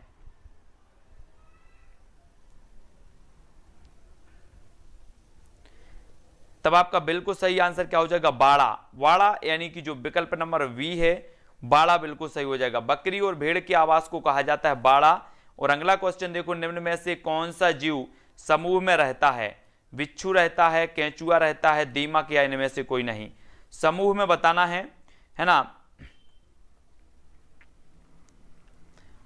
तो समूह में जो रहता है वो कौन सा रहता है? सभी को पता है कि बिच्छू नहीं रहता, केंचुआ भी नहीं रहता, तो रहता कौन है समूह में? वो रहता है दीमक, है ना। चींटी भी समूह में रहती है, दीमक भी समूह में रहता है। तो आपका जो सा नंबर है, सी नंबर, बिल्कुल यहां पर राइट आंसर होगा। और अगला क्वेश्चन है आपकी स्क्रीन पर, निम्न में से कौन सा अस्थायी आवास का प्रकार नहीं है? अस्थायी आवास का प्रकार नहीं है बताना है ना। आवास होते हैं, कुछ स्थायी आवास होते हैं, कुछ अस्थायी आवास होते हैं, और अस्थायी आवास का प्रकार नहीं है बताना है। तो झोपड़ी है, इग्लू है, कैंप है, इनमें से कोई नहीं है। तो कौन सा नहीं है?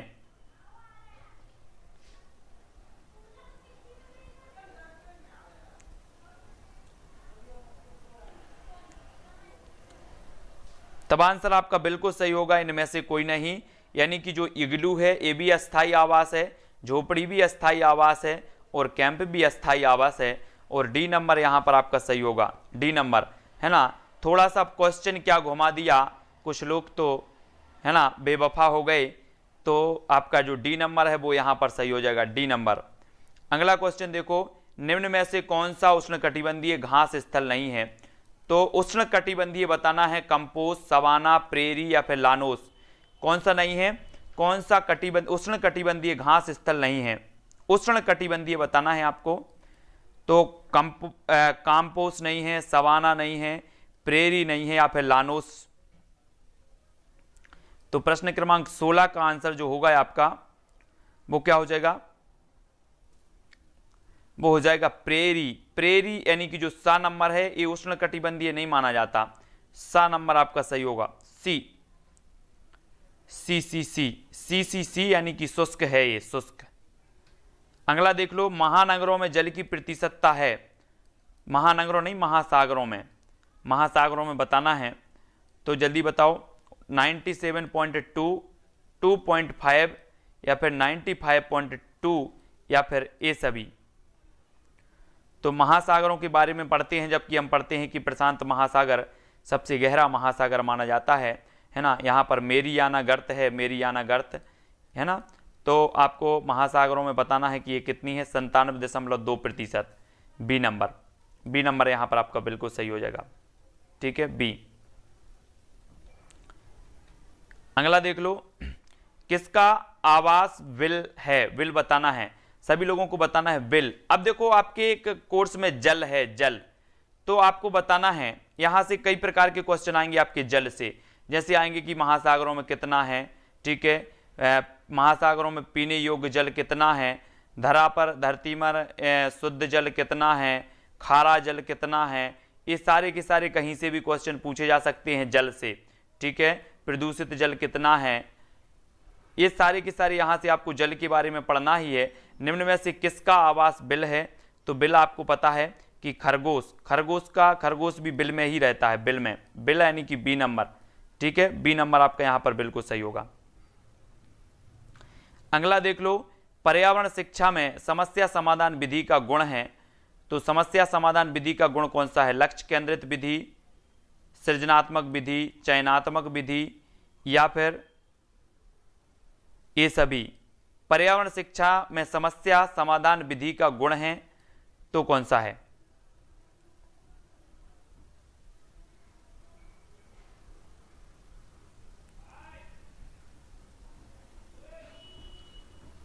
तब आपका राइट आंसर क्या हो जाएगा, ए सभी यानी कि डी नंबर आपका सही है, डी नंबर, ठीक है। ये लक्ष्य केंद्रित विधि भी है, सृजनात्मक है, चयनात्मक है। तो आपको बताना है अगला क्वेश्चन, बालकों को जितना संभव हो बताया ना जाए बल्कि उन्हें खोजने के लिए प्रोत्साहित किया जाए, यह कथन किसका है ना, खोजने के लिए बताना है, जितना संभव हो बताया ना जाए,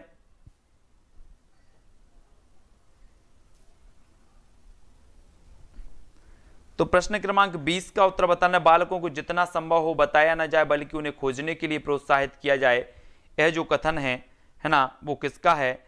तो जल्दी से आपको बताना है, पिछले वीडियो में अपने स्पेंसर पढ़ लिया था, है ना, और स्पेंसर इसमें दिया था, जबकि इसका उत्तर क्या है, आर्मस्ट्रांग, ये नंबर इसका सही है। स्पेंसर अपन ने पढ़ लिया था, तो स्पेंसर में आप ऐसा कर दो, कैसा, ऐसा कर दो, ऐसा। आर्मस्ट्रांग जो है ये माने जाते हैं खोज विधि की, और खोजने की बात यही करेंगे, तो ये नंबर यहाँ पर आपका सही हो जाएगा, ठीक है। इसमें ऐसा कर दो, ऐसा। अगला देख लो, अगला है कौन सा, किस विद्वान का मानना था कि बालकों को सिखाने के लिए कहानी विधि शिक्षण की सर्वोत्तम विधि है। कहानी विधि बताना है, किस विद्वान का मानना था कि बालकों को सिखाने के लिए कहानी विधि शिक्षण की सर्वोत्तम विधि है।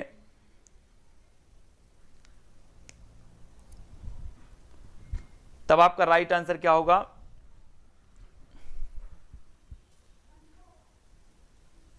आंसर हो जाएगा प्लेटो। प्लेटो साहब मान रहे हैं, यानी कि बी नंबर यहां पर सही हो जाएगा। किस विद्वान का मानना था कि बालकों को सिखाने के लिए कहानी विधि शिक्षण की सर्वोत्तम विधि है, तो वो मानना था प्लेटो साहब का, प्लेटो। अगला देख लो, संपूर्ण शैक्षिक भ्रमण की समाप्ति के बाद क्या करना अनिवार्य माना जाता है, अंदाजा लगाना, अनुमान लगाना, मूल्यांकन करना या विचार करना।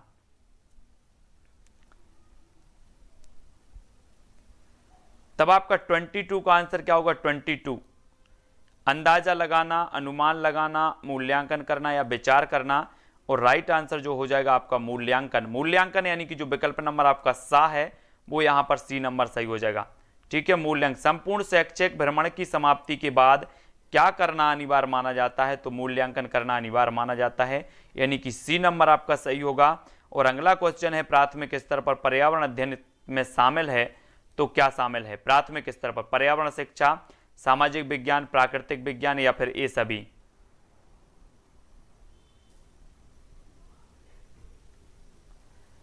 तो प्राथमिक स्तर पर पर्यावरण अध्ययन में शामिल है तो क्या शामिल है,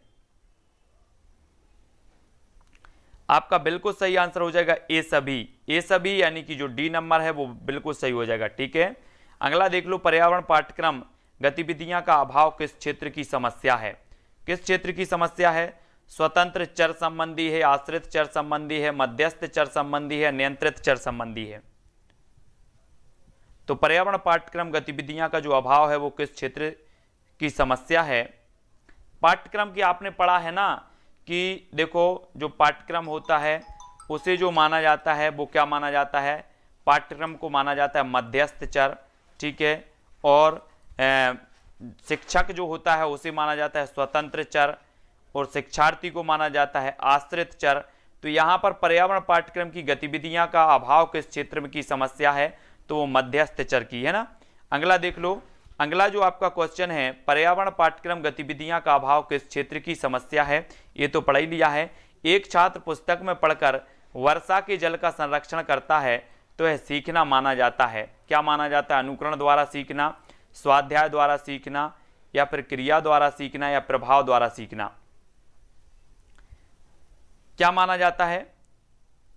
सभी लोग आंसर बताएंगे कि एक छात्र पुस्तक में पढ़कर वर्षा के जल का संरक्षण करता है तो यह सीखना माना जाता है। तो वो माना जाता है साथियों क्या?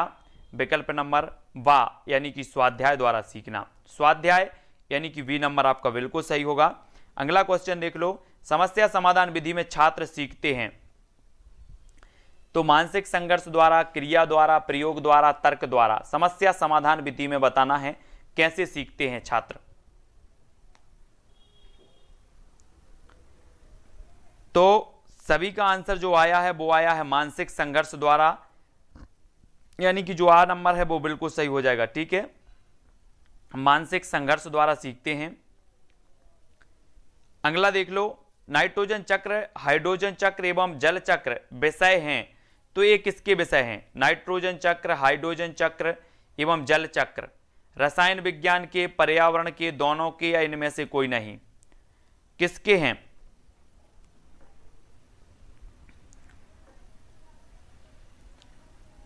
तब आपका सही आंसर क्या होगा कि रसायन विज्ञान के भी हैं और पर्यावरण के भी हैं, यानी कि जो विकल्प नंबर आपका सा है, सी नंबर, वो सही हो जाएगा, सी नंबर। अगला देख लो, जैवमंडल की खोज की थी तो किसने की थी? वुडवर्थ ने की थी, एडवर्ड ने की थी, किसने की थी जैवमंडल की खोज?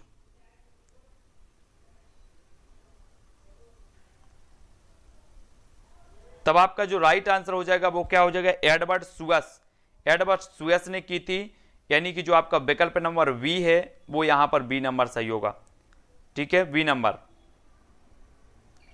जिन्होंने भी बी बताया उनका आंसर बिल्कुल सही है। मगरमच्छ संरक्षण परियोजना को प्रारंभ किया गया तो कब किया गया? सभी लोग आंसर बताएंगे।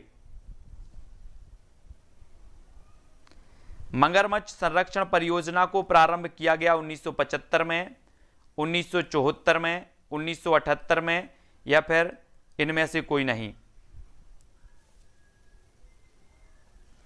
तो यहां पर आपको एक चीज याद रखनी है, 1975 में जो किया गया वो मगरमच्छ प्रजनन परियोजना चालू की गई 1975 में, मगरमच्छ प्रजनन परियोजना। ठीक है, और 1974 में जो किया गया वो मगरमच्छ संरक्षण परियोजना। यहां पर कंफ्यूज नहीं होना। ठीक है, मगरमच्छ संरक्षण परियोजना 1974, मगरमच्छ प्रजनन परियोजना 1975, ये दो क्वेश्चन आते हैं। ठीक है, ये दोनों क्वेश्चन याद रख लेना। प्रजनन परियोजना 1975 में और 1974 में संरक्षण परियोजना। ठीक है, अगला क्वेश्चन देखो, मगरमच्छ संरक्षण परियोजना 1974 आपका सही होगा। गैंडा परियोजना का प्रारंभ हुआ तो कब हुआ? गैंडा परियोजना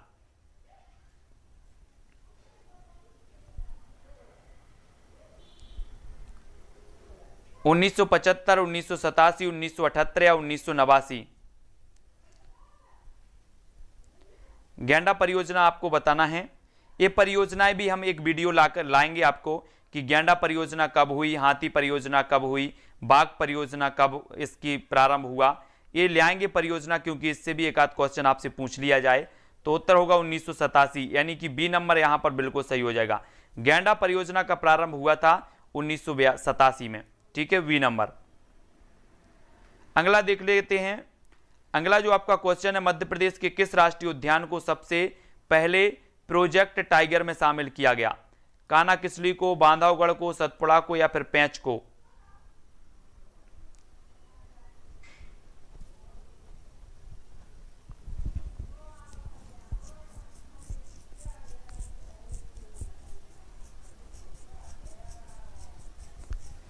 तब आपका राइट आंसर क्या होगा?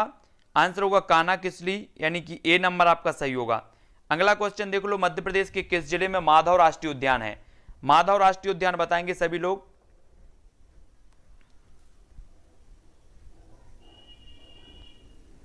शिवपुरी में, मंडला में, होशंगाबाद में, या फिर पन्ना में?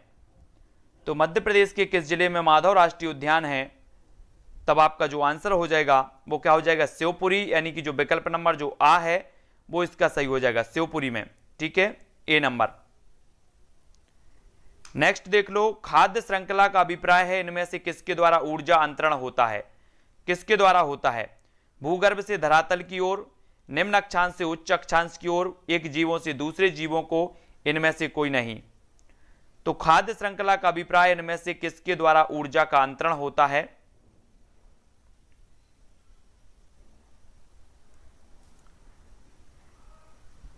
तब आपका बिल्कुल सही आंसर होगा सा, एक जीवों से दूसरे जीवों में, है ना, सी नंबर बिल्कुल सही होगा।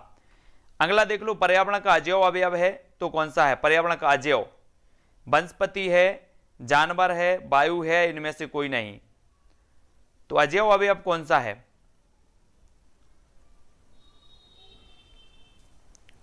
तब आपका बिल्कुल सही आंसर है वायु। वायु यानी कि जो विकल्प नंबर आपका सी है वो सही हो जाएगा। वायु जो है अजैव अवयव के रूप में आपका सही हो जाएगा।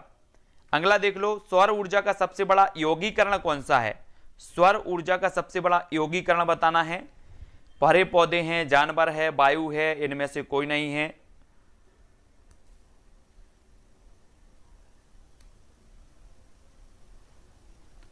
तब आपका बिल्कुल सही आंसर क्या हो जाएगा, हरे पौधे। हरे पौधे यानी कि जो विकल्प नंबर आ है वो सही हो जाएगा। हरे पौधे सौर ऊर्जा का सबसे बड़ा यौगिकरण माना जाता है। और अगला क्वेश्चन है, भारत में वन अनुसंधान संस्थान कहां पर है ना। ये ऐसे क्वेश्चन हैं जो आपको रट गए हैं दोस्तों, जो महत्वपूर्ण चीजें हैं पर्यावरण की वो पढ़ पढ़ के आपको इतने रट गए हैं कि आप गलत नहीं कर पाएंगे। यानी कि देहरादून आपका सही हो जाएगा, है ना। वन अनुसंधान केंद्र, पर्यावरण अनुसंधान केंद्र आप समझ गए होंगे कि जो पर्यावरण अनुसंधान केंद्र है वो नागपुर में है और वन अनुसंधान केंद्र देहरादून में है। ठीक है, ये दोनों में कंफ्यूजन था बहुत सारे लोगों में, तो ये समझ जाना। निम्न में से कौन अपघटन योग्य है, तो जिनका अपघटन हो सकता है, लोहे की कील है, चमड़े की बेल्ट है, प्लास्टिक है, इनमें से कोई नहीं है। तो कौन अपघटन योग्य है,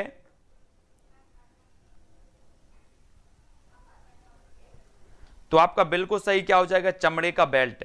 प्लास्टिक ये अपघटित नहीं होता, लोहे की कील भी नहीं होगी, चमड़े का बेल्ट यानी कि जो बी नंबर है वो आपका सही हो, इसका अपघटन हो सकता है। ठीक है, अगला देख लो, राष्ट्रीय वानस्पतिक उद्यान कहां पर स्थित है, वानस्पतिक बताना है। कोलकाता में है, लखनऊ में, बेंगलोर या इनमें से कोई नहीं। तो वानस्पतिक उद्यान कहां पर स्थित है,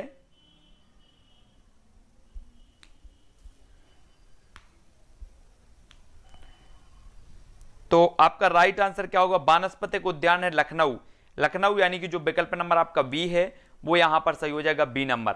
ठीक है, केंद्रीय औषधि अनुसंधान केंद्र भी लखनऊ में है, वानस्पतिक राष्ट्रीय उद्यान भी, राष्ट्रीय वानस्पतिक उद्यान भी लखनऊ में है ना, और उत्तर प्रदेश की राजधानी भी लखनऊ है, ये याद रखना है। अगला देखो, मृदा अपरदन रोका जा सकता है वन रोपण द्वारा, अति चराई द्वारा, दोनों या इनमें से कोई नहीं। तो मृदा अपरदन कैसे रोका जा सकता है,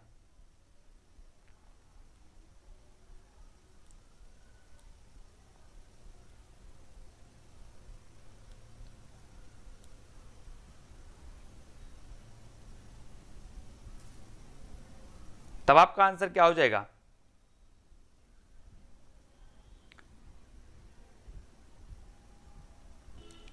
बिल्कुल राइट आंसर आपका हो जाएगा वन रोपण द्वारा, यानी कि ए नंबर आपका सही हो जाएगा। ठीक है, अगला देख लो, अगला है चिपको आंदोलन मूल रूप से किसके विरुद्ध था, जल के विरुद्ध थे, ध्वनि प्रदूषण, दोनों, या वन कटाई के। चिपको आंदोलन मूल रूप से किसके विरुद्ध था,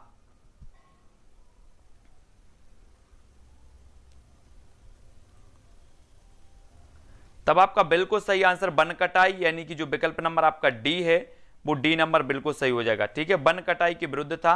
और अगला देखो, अगला क्वेश्चन है आपकी स्क्रीन पर, पारिस्थितिक तंत्र में तत्वों के चक्रण को क्या कहते हैं, ये आपका क्वेश्चन है। चार विकल्प आपके सामने है, एक प्रश्न, एक क्वेश्चन, आपको एक विकल्प आपको लॉक करना है ना, गलत ना हो जाए किसी का, इसलिए सावधानी से देना है ना। लाइफलाइन आपके पास अभी 2 लाइफलाइन है, किसी ने अभी यूज नहीं की है। और जैव भू रासायनिक चक्र आपका बिल्कुल सही हो जाएगा। ठीक है, हाँ, जैव भू रासायनिक चक्र यानी कि जो बी नंबर है, बी नंबर आपका सही हो जाएगा। ठीक है, अगला देख लो, दो विभिन्न समुदायों के बीच का संक्रांति क्षेत्र कहलाता है तो क्या कहलाता है? इकोटोन, इकैड, इकोटाइप या इकोस्फीयर?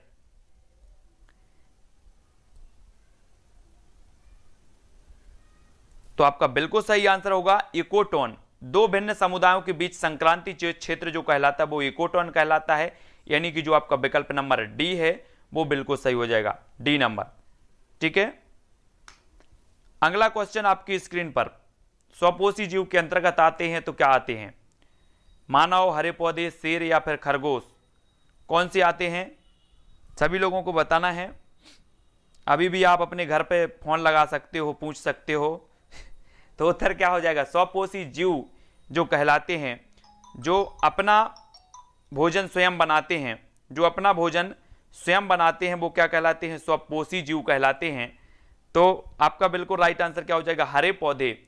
हरे पौधे यानी कि जो विकल्प नंबर बी है वो आपका सही हो जाएगा। ठीक है, स्वपोषी जीव के अंतर्गत आते हरे पौधे। और अगला क्वेश्चन देखो, अगला जो आपका क्वेश्चन है, टिड्डा पौधे के किस भाग को खाता है? टिड्डा, टिड्डा देखा होगा आपने, जल्दी से बताना है। टिड्डा पौधे के किस भाग को खाते हैं? फल को खाते हैं, पत्ती को खाते हैं या फिर तना को खाते हैं? टिड्डा जानते होंगे आप लोग, गांव में रहते होंगे तो टिड्डा है ना, जब हम लोग गांव में रहते थे और छोटे छोटे थे तो टिड्डा को पकड़ते थे। तो टिड्डा पौधे के किस भाग को खाते थे? तो पत्ती। पत्ती आपका बिल्कुल सही हो जाएगा, पत्ती यानी कि जो पत्ती है वो पत्ती है। ठीक है, हाँ। अगला क्वेश्चन आपका था कि जलीय परितंत्र का अजैविक घटक कौन सा है? तो अजैविक प्रकाश ऊर्जा है ना। हाइड्रिया, कमल, पिस्टिया ये सभी तो जलीय तंत्र के जैविक हैं, लेकिन प्रकाश ऊर्जा यानी कि जो विकल्प नंबर डी है वो यहां पर सही हो जाएगा, डी नंबर। अगला देख लो, यौगिक लवण एवं अम्ल पारिस्थितिकी तंत्र के किस घटक से संबंधित हैं? पारिस्थितिकी घटक से संबंधित बताना है। उत्पादक से हैं, जैविक से हैं, निर्माणक से है, अजैविक से है?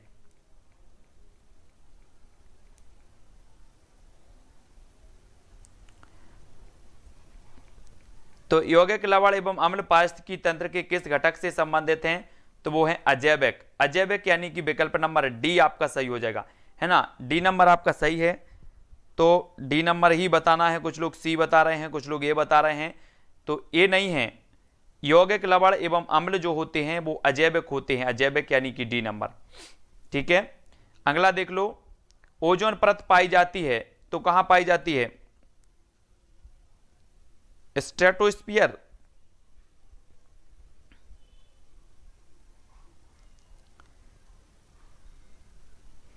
तब आपका बिल्कुल सही आंसर क्या होगा? समताप मंडल। समताप मंडल में पाई जाती है। अगला देख लो, गंगा यमुना का संगम होता है तो क्या कहलाता है ना। सभी को पता है कि जो गंगा है ये गंगोत्री से निकलती है, गंगोत्री है ना। एक तरफ से आती है कौन सी? अलकनंदा, और एक तरफ से आती है भागीरथी, है ना। और भागीरथी और अलकनंदा ये मिलती हैं, कहां मिलती हैं? भागीरथी और अलकनंदा जहां मिलती है उस स्थान को क्या कहा जाता है? ये भी आपको बता देना। ये तो आपका गंगा यमुना का संगम तो इलाहाबाद, बिल्कुल सही, सभी लोगों ने बता दिया, है ना। और अलकनंदा और भागीरथी जहां मिलती हैं, जहां से गंगा स्टार्ट होती है ना, दोनों का जब मिश्रण होता है तो उसे कौन सा प्रयाग कहा जाता है? तो आपका राइट आंसर यहां पर बताना है देवप्रयाग। बहुत बढ़िया, उसे देवप्रयाग कहा जाता है ना। तो यह मत किसने प्रस्तुत किया कि सारे असंतोष का स्रोत परिवार है? ये किसने दिया है? मार्क्स, मर्टन, कूले या इनमें से कोई नहीं? यह मत किसने प्रस्तुत किया है कि सारे असंतोष का जो स्रोत है वो परिवार है?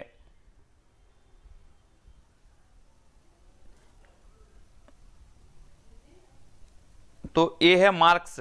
मार्क्स ने किया है, मार्क्स, है ना। तो मार्क्स ने कहा है कि सारे असंतोष का जो जड़ है, जो स्रोत है वो परिवार है ना। अगला देख लो, केरल में नायरों के संयुक्त परिवार को क्या कहा जाता है? आप लोगों को तो नहीं लगता सारे असंतोष का परिवार? नहीं तो लगता हो कि सर सारे असंतोष का जो जड़ है वो परिवार है। मार्क्स साहब ने बोल दिया है, मार्क्स नहीं मिलेंगे अगर ऐसा बोलोगे आप लोग तो। क्या नहीं मिलेंगे? मार्क्स। उसको तो मार्क्स नहीं मिले होंगे। तो केरल में नायरों के संयुक्त परिवार को क्या कहते हैं? नायरों। तारवाड़, गोतुल, इलाम या इनमें से कोई नहीं।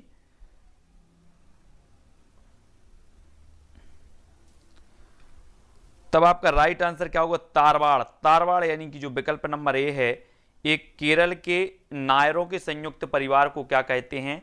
तो तारवाड़ कहते हैं, तारवाड़। अगला देख लो, एकांतिक नाभिकीय परिवार की अवधारणा किसकी है? एकांतिक किसकी है? एकांतिक बताना है आपको। एकांतिक नाभिकीय परिवार की जो अवधारणा है वो किसकी है? टी पार्सन्स की, कोलिन बेल की, या फिर आईपी देसाई? किसकी है? तब आपका बिल्कुल सही हो जाएगा टी पार्सन्स की। पार्सन्स की है एकांतिक नाभिकीय परिवार की अवधारणा। और अगला क्वेश्चन देखो, खेल को सामाजिक आदान प्रदान के एक रूप की तरह किसने देखा? खेल को सामाजिक आदान प्रदान के रूप की तरह किसने देखा है? पार्सन्स ने, पार्टेल ने, आईपी देसाई ने। तब आपका बिल्कुल सही आंसर क्या हो जाएगा? आंसर हो जाएगा पार्टेल। खेल को सामाजिक आदान प्रदान के एक रूप की तरह देखा है तो वो देखा है पार्टेल। पार्टेल यानी कि जो आपका विकल्प नंबर वाह है वो बिल्कुल सही हो जाएगा, बी नंबर। ठीक है, अगला देख लो, पालतू पशु नहीं है तो कौन सा नहीं है? पालतू पशु।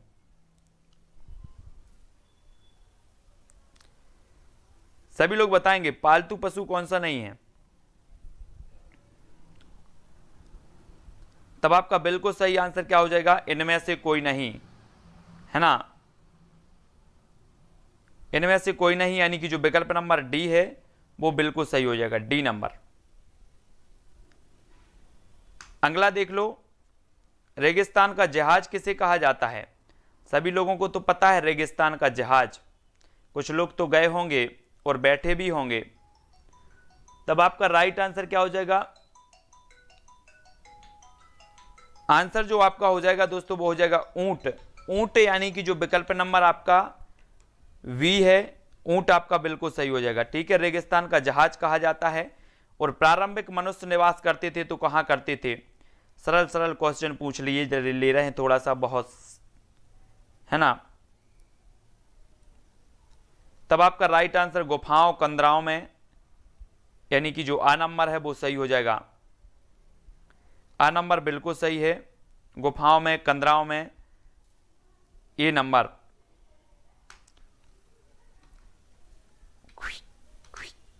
पृथ्वी के अपमार्जक कौन है? पृथ्वी के अपमार्जक बताना है, सभी लोग बताएंगे। पृथ्वी के अपमार्जक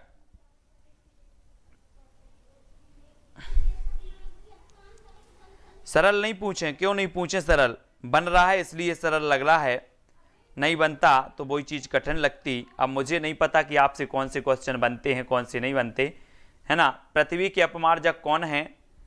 तो कौन है? जीवाणु, है ना? पारिस्थितिकी तंत्र का उदाहरण है तो कौन सा है? मृदा, जल, तालाब, वायु।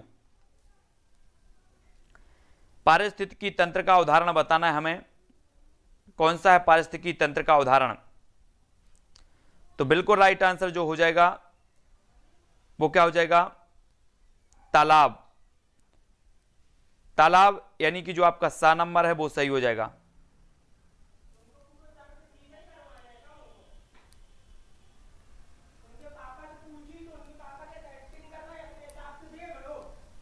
अगला देख लो, वायुमंडल की सबसे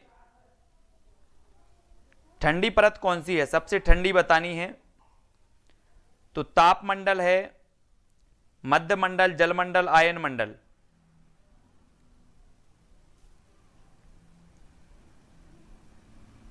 तो ठंडी परत बतानी है, ठंडी।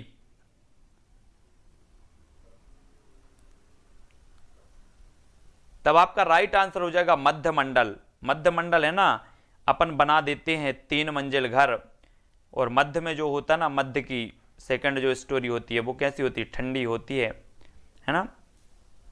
बहुत बढ़िया। तो अगला क्वेश्चन देखो, अगला है आपका, निम्न में से कौन सी एक ग्रीन हाउस गैस है। ग्रीन हाउस गैस है बताना है। मैंने कई बार आपसे बोला है कि जितनी भी ग्रीन हाउस गैसें हैं उनको याद कर लो, ये यहाँ से क्वेश्चन आता ही है 100% ग्रीन हाउस गैसों से।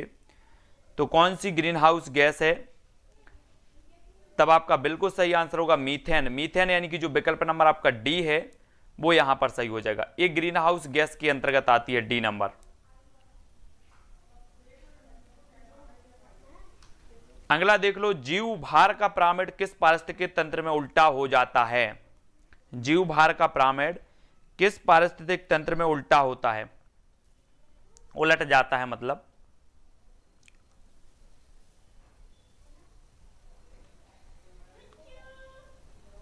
तब आपका बिल्कुल सही आंसर क्या हो जाएगा, तालाब। तालाब के पारिस्थितिकी तंत्र यानी कि जो विकल्प नंबर बी है वो यहां पर सही हो जाएगा। ठीक है, वी नंबर सही है।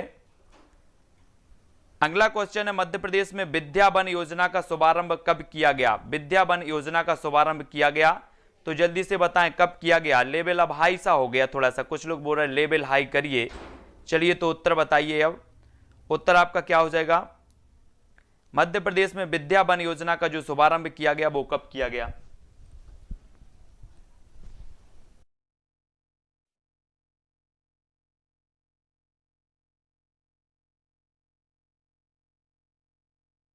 तब आपका राइट जो आंसर हो जाएगा वो क्या हो जाएगा, मध्य प्रदेश में विद्या वन योजना का शुभारंभ कब किया गया। तो राइट आंसर होगा 2007-8 में, है ना। 2007-8 यानी कि जो विकल्प नंबर आपका बी है वो यहां पर बी नंबर सही होगा। ठीक है, अगला देख लो, मध्य प्रदेश इको पर्यटन विकास बोर्ड की स्थापना कब की गई। इको पर्यटन विकास बोर्ड की स्थापना कब की गई, 2006 में, 2005 में, 2008 में, या इनमें से कोई नहीं।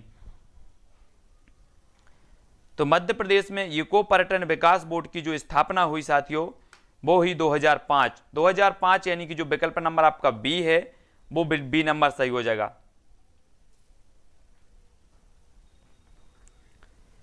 अगला देख लो, मध्य प्रदेश में सामान्यतः किस प्रकार के वन पाए जाते हैं।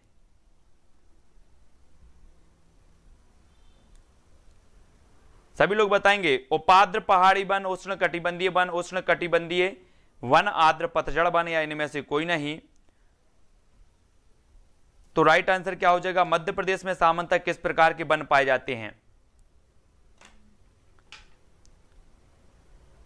तब आपका बिल्कुल सही आंसर हो जाएगा उष्ण कटिबंधीय वन। उष्ण कटिबंधीय वन यानी कि जो विकल्प नंबर आपका बी है वो सही हो जाएगा, है ना। मध्य प्रदेश में प्रायः सभी प्रकार के वन पाए जाते हैं, लेकिन अगर बहुतायत से पाए जाते हैं, आसानी से जो मिल जाते हैं वो मिल जाते हैं उष्ण कटिबंधीय, यानी कि जो आपका विकल्प नंबर बी है वो यहां पर सही होगा। जलीय जंतुओं में श्वसन होता है, तो फेफड़ों द्वारा, फुफ्फुस द्वारा, गलफड़ों द्वारा, या इनमें से कोई नहीं। श्वसन कैसे होता है, किसके द्वारा होता है।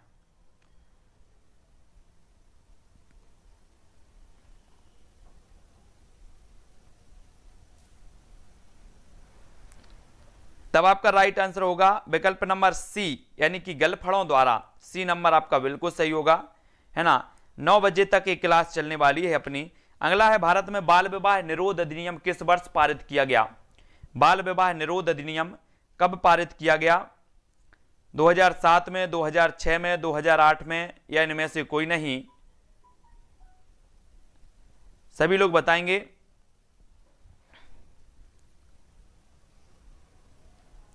तब आपका सही आंसर हो जाएगा साथियों 2006। 2006 यानी कि जो विकल्प नंबर वी है, वी नंबर वो सही हो जाएगा यहां पर। भारत में बाल विवाह निरोध अधिनियम किस वर्ष पारित किया गया, तो बी नंबर।